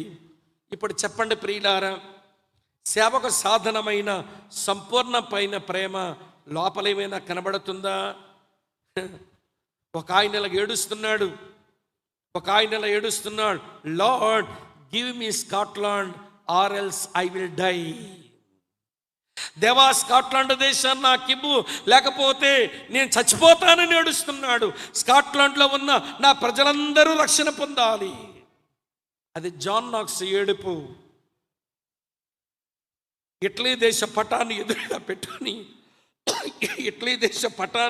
ఎదురుగా పెట్టుకొని ప్రభువా ఇటలీ దేశాన్ని రక్షించు, లేకపోతే నా ప్రాణాన్ని తీసేసుకో అని ఏడుస్తున్నాడు సావన్రోలా అనే ఒక భక్తుడు. సావన్రోలా ఏడుపంతా ఏంటనంటే ఇటలీ దేశమంతా రక్షించబడాలట. జాన్ నాక్స్ ఏడుపంతా ఏంటనంటే ఏమండి స్కాట్లాండ్ దేశమంతా మారిపోవాలట. మనం పాడుకుంటామో పాట, మారిపోవాలి ఈ లోకమంతా. ఎప్పుడు మారుద్ది? నశించు వారి కొరకైన సంపూర్ణమైన ప్రేమ హృదయాలు లోపించింది. యేసులాగా కన్ను లేవు, కనికరము లేదు. మోషేలాగా నీ గ్రంథంలో నా పేరు తుడిచిపెట్టబడినా పర్వాలేదు, కానీ నా ప్రజలకు ప్రాయశ్చిత్తం జరగాలని ఏడుపు లేదు. ఇశ్రాయేలు ప్రజలైన తన దేశ సంబంధులైన యూదుల కొరకు పౌలు ఏడుస్తున్న ఏడుపు లేదు. ఒకసారి చూడండి, ఆయన ఏడుపు ఇంకో అక్కడే రాశాడు పక్కనే. రోమాపత్రిక 10వ అధ్యాయం చౌతారా మొదటి వచనం ఏమి రాసిందో, సహోదరులారా ఇశ్రాయేలీయులు రక్షణ పొందవలనని నా హృదయాభిలాషయు వారి విషయమై నేను దేవునికి చేయు ప్రార్థన అయ్యి ఉన్నది. ఎప్పుడొస్తుందండి మనకి మనసు? అది యేసుకే సొంతమా? అది మోషేకే సొంతమా? అది పౌలుకే సొంతమా? అది జాన్ నాక్స్కే సొంతమా? అది సావన్రోలాకే సొంతమా?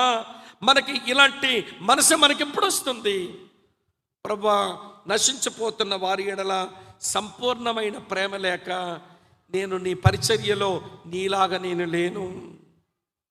క్రీస్తువలే పరిచర్యలో నేను నీలాగా లేని ప్రభువా అని తప్పక ఒప్పుకోవలసిందే. ఇంతకంటే ఎక్కువ చెప్పలేను. ఇది మొదటి మాట. రెండవ మాట, సేవకు పరిచర్యకు సాధనాల్లో మొదటిది సంపూర్ణమైన ప్రేమ అయితే, పరిచర్యకు రెండవ సాధనం సమయోచితమైన జ్ఞానం, టైమ్లీ విజ్డమ్. సమయోచితమైన జ్ఞానం. అమ్మా వింటున్నారా? సమయోచితమైన జ్ఞానం. యేసు ప్రభు యొక్క పరిచర్యలో ఎంత టైమ్లీ నాలెడ్జ్ ఉంటుందో యేసుకు చెప్పలేం ప్రియులారా. యోహాను సువార్త 3వ అధ్యాయంలో ధర్మశాస్త్ర ఉపదేశకుడు వచ్చి పరలోక రాజ్యాన్ని చేరాలంటే ఏం చెయ్యాలి అని అడగడానికి వచ్చాడు. ఆయనకు అడగనే లేదులేండి. యేసు ప్రభు వారు అన్నీ చెప్పి అతనికి వేదాంతపరమైన సత్యాలు మాట్లాడాడు. ఎందుకంటే వేదాంత పండితుడు కదా, ఆయనకి వేదాంత సత్యాలే అవసరం. అందుకని తిరిగి జన్మించాలి అన్నాడు. అది అర్థం కాకపోతే వివరణ ఇచ్చాడు. అలాగనే మోషే అరణ్యములో సర్పమనెత్తినట్టుగా దేవుని కుమారుడు ఎత్తబడతాడు. సర్పమ కాని సర్పం వైపు చూసిన వాళ్ళు ఎలాగైతే రక్షణ పొందారో, అలాగే పాపముగా చేయబడిన మనిషి కుమారుని చూస్తే అలాగే రక్షణ పొందుతారని వేదాంత సత్యాలు చెప్పే టైమ్లీ విజ్డమ్, సమయోచితమైన జ్ఞానము నుంచి వచ్చిన మాటలు అవి. రెండో సంగతి, అదే యోహాను సువార్త 4వ అధ్యాయంలో సమరయ స్త్రీతో మాట్లాడుతుంటాడు. అమ్మా నాకు దాహానికి నీళ్ళు ఇస్తావా అన్నాడు. అటు తర్వాత అంటాడు, దేవుని వరమును, యోహాను సువార్త 4:10 ఉంటుంది. అందుకు యేసు నీవు దేవుని వరమును నాకు దాహమునకిమ్మని నిన్ను అడుగుచున్నవాడెవడో అది ఎరిగి ఉంటే నీవు ఆయన్ని అడుగుదువు ఆయన నీకు జీవజలమిచ్చును. సమరయ స్త్రీతో దప్పిక తీర్చే నీళ్ల మాట, సమరయ స్త్రీతో దప్పికను తీర్చే నీళ్ల సందేశం, నికోదేముతోనేమో వేదాంత సందేశం. ఏమిటంటే ఇది సమయోచితమైన జ్ఞానం. ఇంకో విషయం మీతో చెప్పనా, మీరండి, మండు టెండలో సమరయ స్త్రీతో మాట్లాడాడు, రాత్రిపూట నికోదేముతో అది సమయోచితమైన జ్ఞానం. ఉల్టా చేయండి, ఒకసారి రాత్రిపూట సమరయ స్త్రీతో అలాగే సంభాషణ చేసుంటే ఎన్ని అపార్థాలు వచ్చునో. ఏమీ లేకపోయినా క్రీస్తు వ్యతిరేకులు, యేసు ప్రభుని ఎరగని వారు ఎన్ని అపార్థాలు మాట్లాడేస్తున్నారో యేసు మీద. అలాంటిది ఆయన రాత్రిపూటగానే సమరయ స్త్రీతో మాట్లాడుంటే ఎన్ని అపార్థాలు పుట్టుకొచ్చునో. ఆయన తెలుసు, ఎప్పుడు ఎవరిని కలవాలో తెలుసు, ఎప్పుడు ఏది మాట్లాడాలో తెలుసు. అదే టైమ్లీ విజ్డమ్ అంటే. అమ్మ వింటున్నారా, మా దగ్గర ఒక అబ్బాయి ఉండేవాడు, నేను ఉద్యోగం చేస్తున్నప్పుడు. వింటున్నారా లేదా? జాబ్ చేస్తున్న రోజులు నా దగ్గర ఉండేవాడు అబ్బాయి. ఇంట్లో వాళ్ళు యేసు ప్రభుని నమ్మినందుకు ఇంట్లో గెంటేసినారని, నాది అలాంటి నేపథ్యమే కాబట్టి నా దగ్గర పంపించారు, నా దగ్గర ఉంచుకున్నాను అబ్బాయిని. నేను ఉదయాన్నే 9 గంటలకు డ్యూటీకి పోయి మళ్ళీ 5 గంటలకు వచ్చేవాడిని. ఉదయం వేగం లేచి వంట చేసి నా క్యారేజ్ నేను కట్టుకొని అబ్బాయి తినడానికి భోజనం ఉంచి నేను వెళ్ళిపోయాడు. తమ్ముడు వెళ్తున్నాను, నాకు ఆఫీస్ టైం అయింది, నువ్వు త్వరగా లేచి ఇగో టిఫిన్ అక్కడ పెట్టాను తిను, మధ్యాహ్నం భోజనం అక్కడ పెట్టాను తిను, నేను మళ్ళీ 5 తర్వాత వస్తానని. అరే పరాయోడ్లో ఇంట్లో ఉంటున్నాను, అన్ని పనులు ఆయనే చేయడం ఏంటి? గిన్నెలు కడుక్కునేది మనమే, ఇల్లు పుడ్చుకునేది మనమే, నీళ్ళ తెచ్చుకునేది మనమే, వంట వండుకునేది మనమే. మనవాడు మాతో కొందనం బొమ్మలాగా బాగా తిని ఓరపందిలాగా బలిసిపోతున్నాడు రోజు రోజుకి. ఒళ్ళు మండిపోదా చేసినోడికి. ఒకరోజంటే చుట్టం అనుకుంటామండి, రెండో రోజంటే పోనీలు అనుకుంటామండి, మూడో రోజు కూడా వేగమా నిద్ర లేవడు ఓరపందిలాగా. అమ్మ మంచం మీద నుంచి లేవడు, ఏమంటే ఏ పనికి సహాయం చేయడు. కొంచెం ఒళ్ళు మండుతుండేది. కానీ దేవుని బిడ్డలం కదా, దేవుని బిడ్డ అయ్యుండి అలా నేసాడేంటి, ఎలా నేసాడేంటే మళ్ళీ మన సాక్ష్యం పాటు చేస్తారు. అందుకని లోపల దిగమింగుకొని ఎప్పుడు ఎలా చెబుదామని ప్రయత్నం చేస్తుంటే ఊర్లో పెద్దలు చిన్నారు, స్వామి గారు మీ ఇంట్లో ఉన్నోండి కొంచెం ఒళ్ళు దగ్గర పెట్టుకోమనండి అన్నారు. ఏమండి ఏమైంది? మీరు ఊర్లో ఉండరు, అక్కడ ఆఫీసులో ఉంటారు. వీడి నిర్వాహకం ఎలా ఉందనంటే, పలానా వీధిలో పలానా ఇంట్లో ఒక అమ్మాయి ఇంటికి పోతున్నాడండి, వాళ్ళ బంధువులు మాకు ఫిర్యాదు చేస్తున్నారు, వీడి పరిస్థితి బాగోలేదు, ఒళ్ళు దగ్గర పెట్టుకోమనండి, లేకపోతే మేనేజర్ గారు మీరని మిమ్మల్ని గౌరవించి కొంచెం వాడిని వదిలేస్తున్నాం, లేకపోతే కొల్లబొడి చేసేవాళ్ళ వాడిని ఈ రోజుల్లో. నా గుండె జారిపోయింది. ఇదేంటంత గౌరవంగా బతుకుతున్నాను ప్రజల మధ్య. అసలు ఆ గ్రామానికి ప్రభు మహిమ కొరకు చెబుతున్నాను, గొప్ప కొరకు కాదు. ఏమంటే దేవుడు చూసినట్టుగా నన్ను చూసుకుంటారు. నేను ప్రతి ఇంటికే సహాయపడినోడిని ఏదో ఒక రకంగా. అంత బాగా ప్రేమించి ఒక దేవదూతను చూసినట్టుగా చూసుకుంటారు. నా పరువు తీయడానికి వచ్చాడేంటో ఈ మొదనష్టపోడు అనిపించి నేను సాయంత్రం డ్యూటీ నుంచి వేగం వచ్చి, తమ్ముడు కొండకు వెళ్దాం ప్రార్థన చేసుకోవడానికి, నేను కొంచెం వేగం వస్తానని చెప్పి 4:30కే వచ్చి కొండకు తీసుకెళ్ళా. ఇద్దరం కొద్దిసేపు ప్రార్థనలో కూడా పసేమీ లేదు, ఏదో నోట్లోంచి మాటలు వల్లించాలి కనుక వల్లిస్తున్నాడు. కానీ ఆ ప్రార్థనలో పసున్నట్టు నాకు అనిపించలా. మొత్తాన్ని ప్రార్థన అంతా అవ్వజేశాక నేను ప్రార్థన చేశాక అన్నాను, పలానా వీధిలో పలానా అమ్మాయి దగ్గరకు నువ్వు వెళుతున్నావట, గ్రామంలో పెద్దలు నీ మీద కొంచెం కన్నేసి ఉంచారు తమ్ముడా, ప్రమాదంలో పడతావేమో, ఎందుకు వెళ్తున్నావు అన్నారు. వీడంటాడు, అదేంటి స్వామనియా మీరు ఆ మాట అంటారు? అమ్మాయిని రక్షణలో నడిపించడానికి దేవుడు భారం పెట్టాడనియా? అమ్మాయిని రక్షించడానికట దేవుడు ఇతని హృదయం భారం పెట్టేశాడంట. నిన్న పోనీ నీకు భారం ఉంటే ప్రార్థన చెయ్యు, మనం వెళ్తున్న చర్చిలో సిస్టర్స్ ఉన్నారు కదా, ఎవరిలో ఒకరికి అప్పగిద్దాము, వాళ్ళు పోయి సువార్త చెప్తారు, మందిరం నడిపిస్తారు, నువ్వు వాళ్ళ ఇంటికి వెళ్ళొద్దు, ఊర్లో వాళ్ళంతా నేను అపార్థం చేసుకుంటున్నారు, ప్రమాదం తెచ్చుకుంటావేమో అంటే, అన్న మీకంటే నాకు ఎవరున్నారన్నా, మీ చెప్పిన మాట కాదంటానా అని చెప్పి ఏమంటే దండం పెట్టినట్టుగా దండం పెట్టాడు. మళ్ళీ ప్రార్థన చేసి, నేను మండే నుంచి హైదరాబాద్ వెళ్ళాలి, నాకు ఆడిట్ వర్క్ ఉంది, హైదరాబాద్లో వెళ్ళిపోతాను, జాగ్రత్త తమ్ముడు, చాలా ప్రమాదకరమైన పరిస్థితులు ఉన్నావని తెలుస్తుందనంటే, మీకెందుకన్నా, మీకేమి మాట రానివనన్నా అన్నాడు. దేవుని పిల్లలు నమ్ముతాం కదండి. వీళ్ళు మసిపూసి మారడగా చేస్తారని, కళ్ళు మూసి జల కొడతారని ఏమనుకుంటాం? వింటున్నారా లేదా? సోమవారానికి తార్నాక వచ్చా మా ఆఫీస్కి. 5 రోజుల్లో ఆడిట్ వర్క్ ముగించుకొని, వింటున్నారా మీరంతా? 5 రోజులు ఆడిట్ వర్క్ ముగించుకొని సోమవారం ఉదయాన్నే గోదావరికి దిగాను వైజాగ్లో. అక్కడి నుంచి మా ఆఫీస్కి వెళ్ళగానే మా అడ్మినిస్ట్రేటర్ సూటు బూట్ వేసుకుని తయారవుతున్నాడు. ఇదేంట్రా ఇతను ఈ తెల్లవారుసరికి ఎట్లా తయారైపోతున్నాడు ఎక్కడో కనుక్కొని, సార్ నేను వచ్చేసాను అన్నాను. ఆ స్వామి గారు సరైన టైంకి వచ్చారండి అన్నాడు. ఏం సార్ అని అంటే, ఒక బెట్రోతలకి వెళ్ళాలి, వెంటనే ఆఫీసులో తయారీ వచ్చేయండి అంటున్నాడు. ఎవరు సార్ బెట్రోతలు అన్నాను. ఇంకెవరిది? మీ తమ్ముడిదే అన్నారు. మా తమ్ముడిది ఏంటండి అన్నాను. ఊరోళ్ళంతా పట్టుకున్నారండి, ఒప్పించారు, మీరు లేరుగా ఈ 5 రోజులు, మొత్తానికి అబ్బాయికి ఈరోజు ప్రదానం చేస్తున్నారు, వచ్చే వారంలో పెళ్లి పెట్టేశారు, ఇక వాడు తరపులు ఎవరూ లేరు గనక నేను పాస్ గారిని గనక నన్ను పట్టుకుంటే నేను వెళ్ళవలసి వచ్చిందండి, పదండి బయలుదేరి వెళ్దామని తీసుకెళ్ళారు. గబగబా తయారయ్యాను, ప్రధానానికి వెళ్ళాను. ఇది ఆహ్వానం లేని ఏమంటే వాడు, నేను ఒక్కడనే, అందరూ ఆహ్వానించబడిన వాళ్ళే, నాకు ఆహ్వానమే లేదు. నేను పోయాను. నేను వెళ్ళగానే మనోడు పెళ్లి కొడుకు కదా, ఎవడు కూర్చున్నాడు, ప్రైజ్ రాడు లేదు, వందనాలు లేదు, దొమ్మల గుడ్లో మొక్కమైన పెట్టుకుని ఇట్లా కూర్చున్నాడు. పలకరించడే, వందనాలు చెప్పడే, అసలు గిల్టీగా ఉన్నాడు నేను ఆగిపోయాను.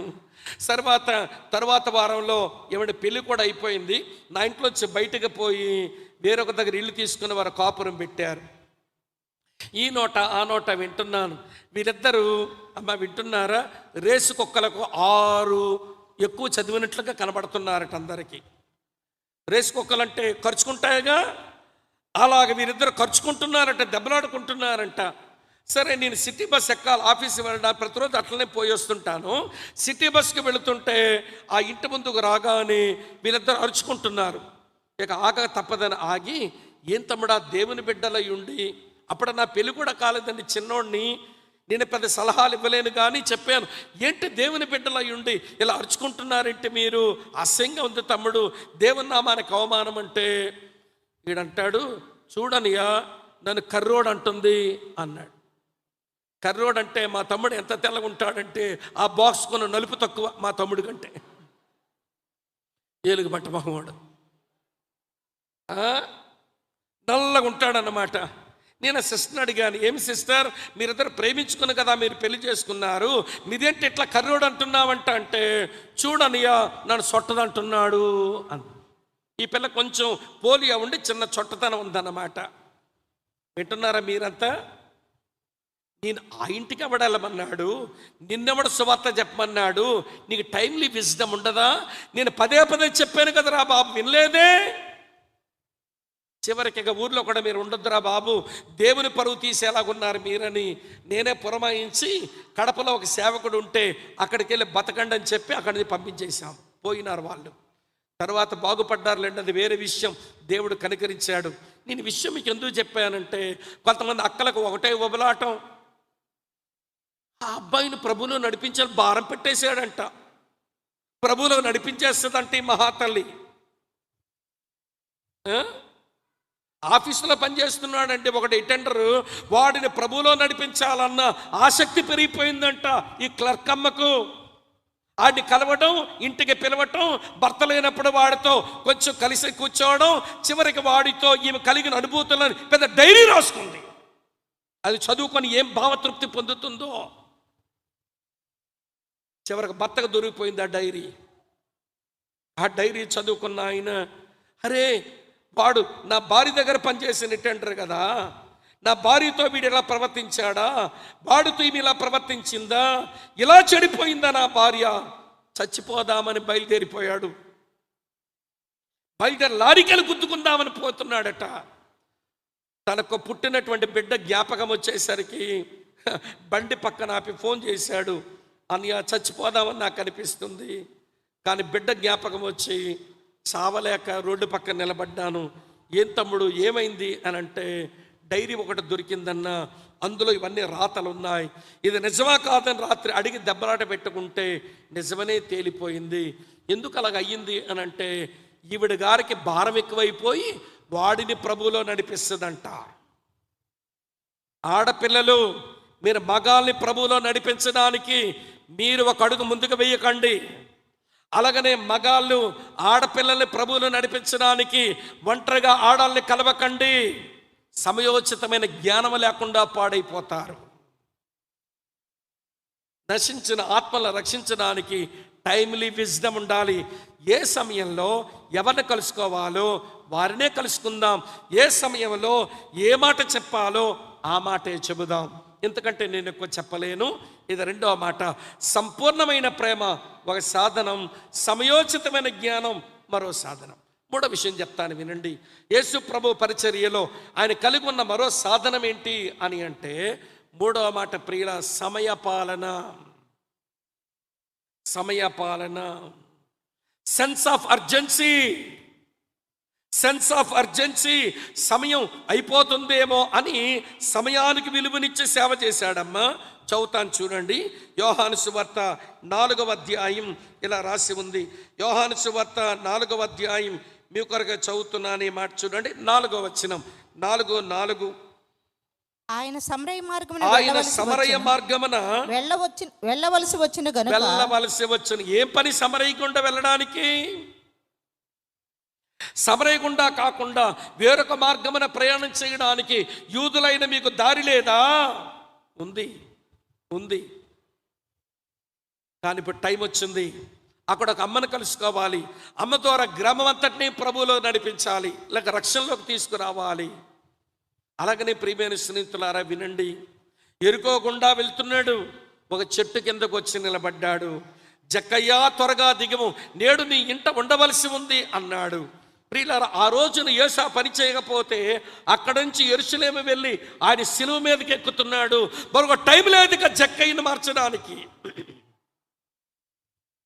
అయిపోయింది టైం. ఇది మనందరికి ఏమి నేర్పించాలని అంటే, వినండి, ఇదంతా మనకి ఏమి నేర్పించాలంటే, దేవుడిచ్చిన సమయాలు మన సద్వినియోగం చేసుకోకపోతే మళ్ళీ టైం దొరకదేమో. సమయపాలన కలిగి మనది సెన్స్ ఆఫ్ అర్జెన్సీ.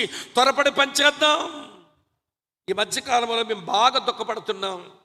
మా దుఃఖానికి కారణం ఏంటనంటే, దేవుడు ఒకప్పుడు మా పరిచర్యలో గొప్ప ఉద్యమాన్ని ఇచ్చాడు. చాలామంది మారారు, వాళ్ళ వాక్యములో సంఘములో స్థిరపడ్డారు, దేవుని కార్యాలు జరిగాయి. సంఘములో ఉన్న కొంతమంది జీవితాలు బాగులేవని ఇక బహిరంగంగా వీధికి వెళ్ళి సువార్త చెప్పడం ఆపేశాం. ఎందుకనంటే, స్వామి గారు మీతో వచ్చిన వాళ్ళు ఆడలాగున్నాడండి, మీతో వచ్చిన ఆవిడ ఈవిడెలాగుందని ప్రశ్నించారండి గ్రామస్తులు. అరే, మనం ప్రశ్నించబడుతున్నాము, నేరస్థాపన చేయబడుతున్నాము, నేరారోపణ చేస్తున్నారని బాబు మన జీవితాలు చక్కబడ్డాకే మన గ్రామాల్లోకి వెళదామని ఆగేము. ఈ రోజున ఏ గ్రామానికి వెళ్ళే అవకాశం లేకుండా పోయింది. తలుపులు తెరిచి ఉన్నప్పుడే సంఘము లోపలున్న వారి ప్రవర్తన సరిగా లేక తలుపులు మూసినట్టుగా అనిపించింది. ఇప్పుడు కొంచెం చక్కబడ్డారు, పరివర్తన చెందారు, స్వార్థ పనికి వెళ్దాం, బ్రతుకులు మార్చుకున్నారు, మారమని చెప్పడానికి లోకంలోకి వెళ్దామంటే తలుపులు అక్కడ మూసేసి ఉన్నాయి. ప్రజలతో అంత గౌరవించబడిన వారికే ఎందుకు వస్తున్నారండి మీరంటే మాకు తెలిసేంటో, కానీ మీరు అలా రావద్దు, మీరు మాకు వాక్యాలు చెప్పొద్దు, మేము సనాతన ధర్మంలో ఉన్నాం, మీ బైబిల్ అక్కర్లేదు, మీ వాక్యాలు అక్కర్లేదు, మీ యేసు మాకు అవసరం లేదు, మీరు పోతారా ఇక మాకు వేరే రీతిలో ప్రవర్తించమంటారంటే తల వంచుకుని సిగ్గుతో వెనక్కి వస్తున్నా. దేవుడు సమయం ఇచ్చినప్పుడు సద్వినియోగం చేసుకోలేదు. ఇప్పుడు తలుపులు మూడిపడ్డాక ఎంత హైరానా పడుతున్నా దారి కనబడ్డం లేదు. కానీ యేసు అట్లా చేయలేదండి. తనకున్న సమయం భలే సద్వినియోగం చేసుకున్నాడు. వెళ్ళకూడని సమరయ వెళ్ళాడు. వెళ్ళకూడని సమరీ వెళ్ళాడు. ఎరుకోకొచ్చి తన సమయాన్ని సద్వినియోగం చేసుకున్నాడు. ఎక్కడ అతను టైం మేనేజ్మెంట్ తప్పిపోలేదు. అందుకే ఆయన ఈ మాట చెప్పగలిగాడు. చూడండి వచనం, యోహాను సువార్త రాసుకోండి, మంచి మాట, 9వ అధ్యాయం 4వ వచనంలో, 9:4 చూడండి. యేసయ్య అన్న మాట ముగించేస్తాను రండి.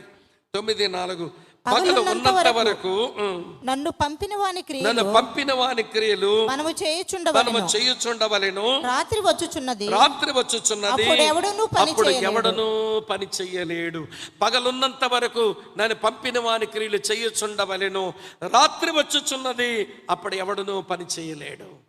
అన్నదమ్ములారా ఆలకించండి, రాత్రి చాలా సమీపంగా ఉంది, పగలు కాస్త గతించిపోతుంది.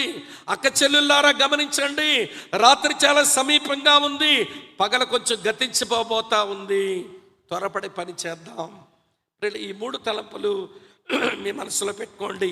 యేసు ప్రభు పరిచర్య సాధనాలు ఏంటనంటే, మొదటి సాధనం సంపూర్ణమైన ప్రేమ, రెండవ సాధనం సమయోచితమైన జ్ఞానం, మూడవ సాధనం సమయపాలన. ఈ 3 సాధనాలే యేసు ప్రభు తండ్రి తనకు అప్పగించిన పరిచర్యను బాగా చేయడానికి ఉపయోగపడ్డాయి, బాగా చేయడానికి దోహదపడ్డాయి. ఎందుకంటే ఎక్కువ చెప్పలేను, అయిపోయింది. పరిచర్యకు సిద్ధపాటు 5 సంగతులు చెప్పాను. అమ్మా వింటున్నారు కదా? పరిచర్యకు సిద్ధపాటు 5 విషయాలు చెప్పాను. పరిచర్య సాధనాలు 3 విషయాలు చెప్పాను. ఇవాళ పరిచర్య సోపానం చెప్తాను. స్టెప్స్ లేదా స్టేజెస్ ఆఫ్ హిజ్ మినిస్ట్రీ. ఎలాంటి అడుగులు వేశాడు పరిచర్యలో వరుసగా చెప్తాను. బుల్లెట్ పాయింట్స్ లా చెప్తాను. విపులంగా వివరించడానికి నా శరీరం కూడా సహకరించడం లేదు కాబట్టి విపులంగా చెప్పలేను, కానీ అర్థమయ్యేలాగా చెప్పే ప్రయత్నం చేస్తాను. ఎలాంటి స్టెప్స్ తీసుకున్నాడు పరిచర్యలో, ఈరోజు ఎలాంటి స్టెప్స్ మనం తీసుకుందాం. నెంబర్ 1, మొదటిది కాలింగ్ ఎక్స్పీరియన్స్, పిలిచే అనుభవం. సువార్త ద్వారా పిలుస్తున్నాడు. పరలోక రాజ్యం సమీపించి ఉంది, సువార్తను నమ్మండి, నన్ను వెంబడించండి, నేను మనుషుల్ని పట్టు జాలలుగా చేస్తాను అని ఆయన పిలిచాడు. ప్రియులారా, ఇది కాలింగ్ ఎక్స్పీరియన్స్. నువ్వు పిలవకపోతే ఎవరొస్తారు చెప్పు?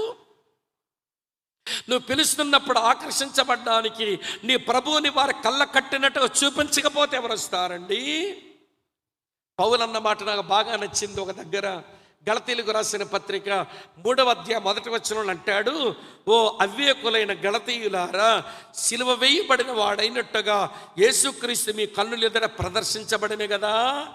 నేను సువార్తతో మిమ్మల్ని పిలిచినప్పుడు సిలువ వేయబడిన యేసుక్రీస్తును మీ కళ్ళ కట్టినట్టుగా నీ చూపించానే.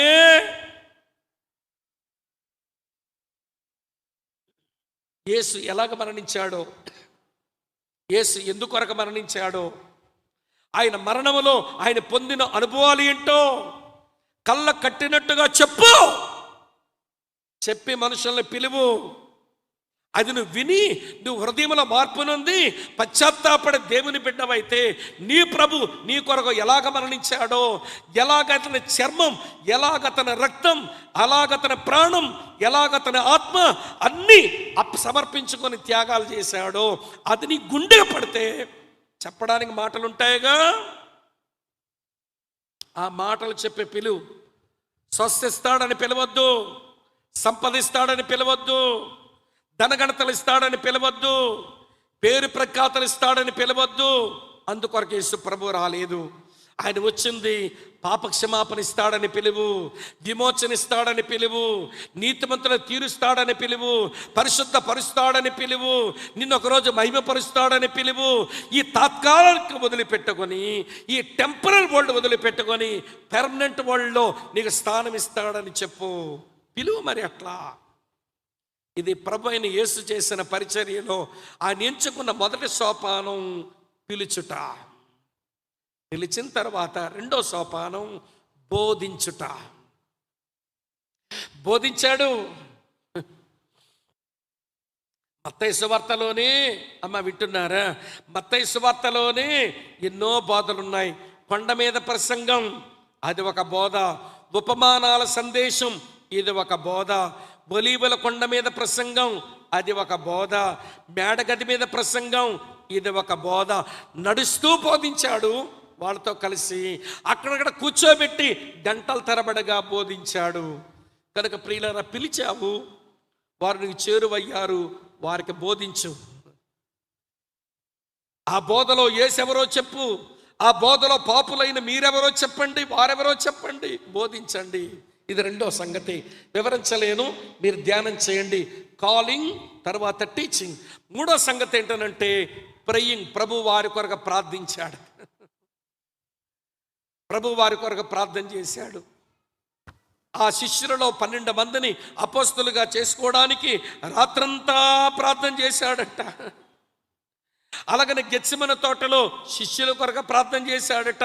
ఆయన ఎప్పుడు చేసినా తన శిష్యుల కొరకు, తన పరిచర్యలో వచ్చి తనలాగా పరిచర్య చేయడం కొరకు వారి కొరకు ప్రార్థిస్తూ వచ్చాడట. లూకాసు వార్త 6:12 ఉంటుంది. ఎందుకంటే ఎక్కువ చెప్పలేను. పిలిచాడు, బోధించాడు, వారి కొరకు ప్రార్థన చేశాడు. ఇప్పుడు చెప్పానుగా, 4వ సంగతి చెప్తాను, వినండి. 4వ సంగతి ఏంటనంటే అభినందించాడు. వారిలో ఎవరైనా బాగుంటే వాళ్ళు ఎప్రిషియేట్ చేశాడు. నతనీయులు చూసి అంటాడు, ఇతడు నిజముగా ఇశ్రాయేలీయుడు, ఇతని యందు ఏ కపటమును కనబడలేదు అని అభినందించాడు. పేతురుని చూసి అంటాడు, సీమోను బర్యోనా, నీవు ధన్యుడో, నా తండ్రి ప్రత్యక్షత పొందినవాడవని అభినందించాడు. శతాధిపతిని చూసి అంటాడు, నీ విశ్వాసము చాలా గొప్పది, ఇశ్రాయేలీలో ఎవడలోనూ నేనంత విశ్వాసం చూడలేదు అని అభినందించాడు. కనాను స్త్రీని చూసి అంటాడు, అమ్మా నీ విశ్వాసం గొప్పది, నీవు చాలా గొప్ప విశ్వాసం కలదానమని అభినందించాడు. పరిచర్యలో అభినందించడం ఇది ఒక మంచి భాగం. మన పరిచర్య అది ఫలభరితంగా ముగించాలంటే యేసులాగా మన ముందున్న మనుషుల్లో అందరూ చెడ్డోలు కాదుగా, ఎవరిలోనూ ఏదో మంచి కనబడుతుంది, ఎవరిలోనూ యోగ్యత కనబడుతుంది. ఆ మంచి యోగ్యతలను బట్టి వాళ్ళు అభినందించడం కూడా రావాలి. అభినందించాడు, పిలిచాడు, బోధించాడు. చెప్పండి, బోధించాడు, ప్రార్థించాడు, అభినందించాడు. 5వ సంగతి మీతో చెప్పనా, అభినందించిన తర్వాత గద్దించాడు. సాతానా నా వెనక్కి అని గద్దించాడు. ఒరే బాబు, బేదలు ఎప్పుడు మీతోనే ఉంటారా, ఆమె చేసిన కార్యం అది చాలా గొప్ప కార్యమే చేసిందని మరియను అభినందించి ఇస్కరియోతు యోధాను గద్దించినాడు ప్రభు. ఒరే ఉరిమిడి వార్లారా, ఏంటో అగ్ని పడిపోవాలనుకుంటున్నారు, మానండి మీ ఆలోచన అని యాకోబు యోహానులను కూడా గద్దించినాడు. ప్రభువు వలె మన పరిచర్య చేయాలనంటే గద్దించడము రావాలి. తప్పులు కనబడినప్పుడు గద్దించాలి, మెప్పులు కనబడినప్పుడు అభినందించాలి. అర్థమవుతుంది అనుకుంటున్నాను. చివరిగా చెప్పి ముగిస్తాను. చివరి మాట ఏంటో తెలుసా? వినండి ప్రియులారా, పిలిచాడు, బోధించాడు, ప్రార్థించాడు, అభినందించాడు, గద్దించాడు, చివరగా పంపించాడు. ప్రార్థనలో కూడా అదే అన్నాడు, తండ్రి నీవు నన్ను పంపిన ప్రకారము నేను వీరిని పంపుతున్నాను అని ప్రార్థించుకున్నాడు. ముందు చూడండి, యోహాను సువార్త 17:18 ఉంటుంది. యోహాను సువార్త 17:18 చూడండి. నీవు నన్ను లోకమునకు పంపిన ప్రకారము నేను వారిని లోకమునకు పంపితని. అలా ప్రార్థన చేసుకున్న ఆయన యోహాను సువార్త 20:21 చూడండి. యోహాను సువార్త 20:21 అప్పుడు యేసు మరలా మీకు సమాధానము కలుగును గాక, నన్ను పంపిన ప్రకారం నేను మిమ్మల్ని పంపుచున్నానని వారితో చెప్పాను. అప్పుడు మన పరిచర్య ఫలభరితమైందని లెక్క. మనం పిలిచాము, బోధించాము, ప్రార్థించాము, అభినందించాము, గద్దించాము. చివరగా మనలాగే వారు మరొక దగ్గరికి వెళ్ళి మరొకరు సంపాదించుకునేలాగా వారిని లోకానికి పంపాలి. అప్పుడు ఈనాటి హోలిస్టిక్ మినిస్ట్రీ, సంపూర్ణమైన పరిచర్య జరిగించినట్టు లెక్క. నీ వల్ల ఎవరు పంపబడకపోయినా, నీ వల్ల ఎవరు గద్దించబడకపోయినా, నీ వల్ల ఎవరు అభినందించబడకపోయినా, నీ ప్రార్థనలో ఎవరు నిలవకపోయినా, నీవు ఎవరికేది బోధించకపోయినా, సువార్త ద్వారా మనుషుల్ని పిలవకపోయినా, నీ సేవా సోపానం మందకొడైపోయింది. నీ సేవా సోపాన మెట్లు అవి సరిగా లేవు. కనుక నా ప్రియ సహోదరి సహోదరులారా, పరిచర్యకు సిద్ధపడని యేసు నా వలె ఉండుటకు పరిచర్యకు సిద్ధపడండి. పరిచర్యకు సాధనాలు కలిగిన యేసు నా వలె పరిచర్య చేయడానికి ఆ 3 సాధనాలు కలిగి ఉండండి. పరిచర్యను సఫలం చేయడం కొరకు నేను అందిపుచ్చుకున్న పరిచర్య సోపానాన్ని మీరు కూడా కలిగి ఉండండి అని చెబుతూ ఉండగా సుమారు 14 విషయాలు ఇప్పుడు మీతో చెప్పాను. 14 సంగతులు మీతో చెప్పాను. సిద్ధపాటులో నీ దగ్గర డొల్లతనం ఏదో నీకు తెలుసు. పరిచర్య సాధనాల్లో ఏమి కలిగి లేవో అది నీకు తెలుసు. ఎవరో నీ మీద నేరస్థాపన చేయనక్కర్లా. నీ ముందు నిలబడి వాక్య సేవకునిగా నేనేమి నిందించాల్సిన పనిలా నీ అంతరాత్మలోనే నీకు పరిశుద్ధాత్ముడు ఒప్పిస్తున్నాడు. అసలు పరిచర్య సోపానమే లేదు. అసలు మందిరానికి రావడమే పెద్ద దేవుడు ఉద్ధరించినట్టు వస్తావు. నేను కనబడ్డమే చాలా ఎక్కువ అనుకుంటావు. కానుక ఇవ్వడమే పెద్ద ఎక్కువ అనుకుంటావు. కూటమిలో కూర్చోవడమే పెద్ద ఎక్కువ అనుకుంటావు. కానీ నీ వల్ల జరిగే పరిచర్య దమ్మిడి లేదు ఈరోజు వరకు. ఎవరిని సువార్త ద్వారా పిలవడమా నీకు చేత కాలేదు. ఎవరిక నువ్వు ఇక్కడ నేర్చుకున్న సేవకుల దగ్గర నుంచి నేర్చుకున్న వాక్యాన్ని 2 మాటలు చెప్పడము నీకు చేత కాలేదు. వారిని నీ గుండెల్లో పెట్టుకొని వారి కొరకు ప్రార్థన చేసే అలవాటు లేకపోయింది. వారు బాగుంటే అభినందించడమో చేత కాలేదు. వారు బాగులేకపోతే గద్దించడమో చేత కాలేదు. నేను ఎలాగ నీ దగ్గరకు వచ్చానో నువ్వు ఇంకోళ్ళ దగ్గరికి వెళ్ళాలి, ఈ మాటలు చెప్పాలని వారిని పంపించే అలవాటు లేదు. ఇక ఇంతమంది కూర్చున్నాం కదా మందిరం నిండా, నీ వల్ల పంపబడిన వారు ఎవరైనా ఉన్నారా? పరిచర్య కొరకు నీ వల్ల పంపబడిన వారు ఎవరైనా ఉన్నారా? నేను కొంతమంది అక్కల గురించి చదివానండి. నాకు భలే ఆశ్చర్యం. వాళ్ళు ఇంట్లోనే ఉండి చాలా మందిని పంపించేశారు. జెస్ పెన్ లూయిస్ అనే అక్క ఇంట్లోనే ఉండి ప్రపంచాన్ని ఉజ్జీవం తీసుకుని వచ్చే గొప్ప సేవకులు పంపించింది లోకంలోనికి. జెస్ పెన్ లూయిస్ అనే అక్కగారు, ఆమె బయటకు రాలా, చాలా మందిని పంపించింది. నీ వల్ల ఎవరైనా పంపబడ్డారా సహోదరి? అన్న పంపడానికి నేను ఈ సోపానంలో ఈ మెట్లెక్కలేదు కదా. నేను సువార్త ఎవరిని పిలవలేదు, పిలిచినటువంటి వారికి బోధించలేదు, బోధించిన వారి కొరకు ప్రార్థించలేదు, ప్రార్థిస్తున్న వారిని అభినందించలేదు, అభినందిస్తున్న వారిని నేను గద్దించలేదు, గద్దించిన వారిని దేవుని కొరకు లోకములోకి నేను పంపలేదు. సోపానమే బద్దలైపోయింది, ఈ మెట్లే పగిలిపోయినాయి. మరి క్రీస్తు వలె పరిచర్య నేనేం చేయగలుగుతాను? ప్రభు నిన్ను అడుగుతున్నాడు ఈ రాత్రి. ప్రేమ కలిగి సత్యము చెప్పొచ్చు. క్రీస్తు వలె ఉండుటకు మనం అన్ని విషయాలలో ఎదుగుదాం, వ్యక్తిత్వంలో ఎదుగుదాం. నేను చెప్పాను కుమారుల వ్యక్తిత్వం ఏంటో, ప్రవర్తనలో ఎదుగుదాం. రాత్రి చెప్పాను ఆయన సుగుణాలు ఏంటో. నడవడికలో ఎదుగుదాం, ఎలా నడవాలో ఈరోజు ఉదయం చెప్పాను. పరిచర్యలో ఎదుగుదాం, ఎలా పరిచర్య చేయాలో కూడా చెప్పాను. పరిచర్యకు సిద్ధపాటు అవసరం. సిద్ధపాటు నీ దగ్గర లేకపోతే అడుగు, ప్రభు అనుగ్రహిస్తాడు. దేవుడి పరిచర్యకు సాధనాలు చెప్పాను, ఈ సాధనాలే లేకపోతే అడుగు, ప్రభు సహాయం చేస్తాడు. పరిచర్యకు సోపానమే లేకపోతే అడుగు, నిన్ను ముందు నడిపించి నీ ద్వారా 10 మందిని నడిపించుకుంటాడు ఆయన. ఇది అర్థమైతే స్వామి అన్న ఇన్ని విషయాలు విన్న తర్వాత ఏది వినలేదు అన్నట్టుగా నేను ఎట్లెళ్ళిపోతాను మందిరంలో నుంచి. దేవుడు నాతో మాట్లాడుతుండగా పరిచర్య సిద్ధపాటు పొందుతా, పరిచర్య సాధనాలు పొందుతా, పరిచర్య సోపానములో ఉండి నేను పరిచర్య ధర్మాన్ని నెరవేర్చేస్తా. నేను సేవకుడిని కాకపోవచ్చు, సాధారణ విశ్వాసిగానైనా సేవ చేస్తాను, పరిచర్య చేస్తాను, క్రీస్తు వలె ఉంటాను. ఇదే మీ తీర్మానం అయితే నేను కళ్ళు మూసుకోమని చెప్పను, తల్ల వంచమని ఎప్పుడే చెప్పబుద్ధి అవ్వడం లేదు. మీ హృదయంలో ముందు మీరు డిసైడ్ చేసుకోగలిగితే దేవుని కొరకు మీ ద్వారా ఇంకొకలా పంపే వరకు ఈ అన్ని అనుభవాలతో నేను దేవుని కొరకు ఫలించే ఒక సేవకుడిగా, ఒక సేవకురాలుగా, ఒక విశ్వాసిగా నేను బ్రతకాలని అనుకుంటున్నాను. నా కొరకు ప్రార్థన చేయండి అనే వాళ్ళు ఉంటే అందరూ చూస్తుంటుండగా మీ తీర్మానం కనబడినట్లుగా మీరు లేచి నిలబడతారా? మీ కొరకై దైవజనులు ప్రార్థించి ప్రతిష్ఠించి ఇంటికి పంపుతారు.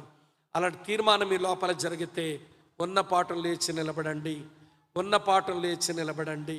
మీ తీర్మానం దేవునికి తెలియనివ్వండి. వందనాలు సహోదరు, నిలబడగానే కళ్ళు మూసేసుకోండి.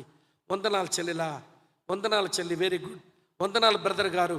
ప్రభు మిమ్మల్ని బలపరిచి సిద్ధపరచును గాక. ప్రభు తన సాధనాలు అనుగ్రహించును గాక. మిగిలిన వారు చూడండి, ఎవరు నిలబడ్డారో మీ చుట్టూ, వారి కొరకైనా కనీసం ప్రార్థన చేయండి. మీలో కార్యం జరగకపోయినా వాళ్ళలో పరిశుద్ధాత్మను జరిగిస్తున్న కార్యం కొరకన్నా ప్రార్థన చేయండి. కనీసం చూడండి, ఒక్కసారి కళ్ళు తెరిచి. ఇంకెవరైనా ఉన్నారా? పైనుంచి ఇంకెవరైనా ఉన్నారా? ఇంకెవరైనా ఉన్నారా? వందనాలు తమ్ముడా, వందనాలు సహోదరి, వందనాలు దైవజనుడా. Praise the lord. ప్రభు నేను బాగా సిద్ధపరచును గాక. తన సాధనాలు ఇచ్చి సమృద్ధిగా నిన్ను సంసిద్ధునిగా చేయును గాక.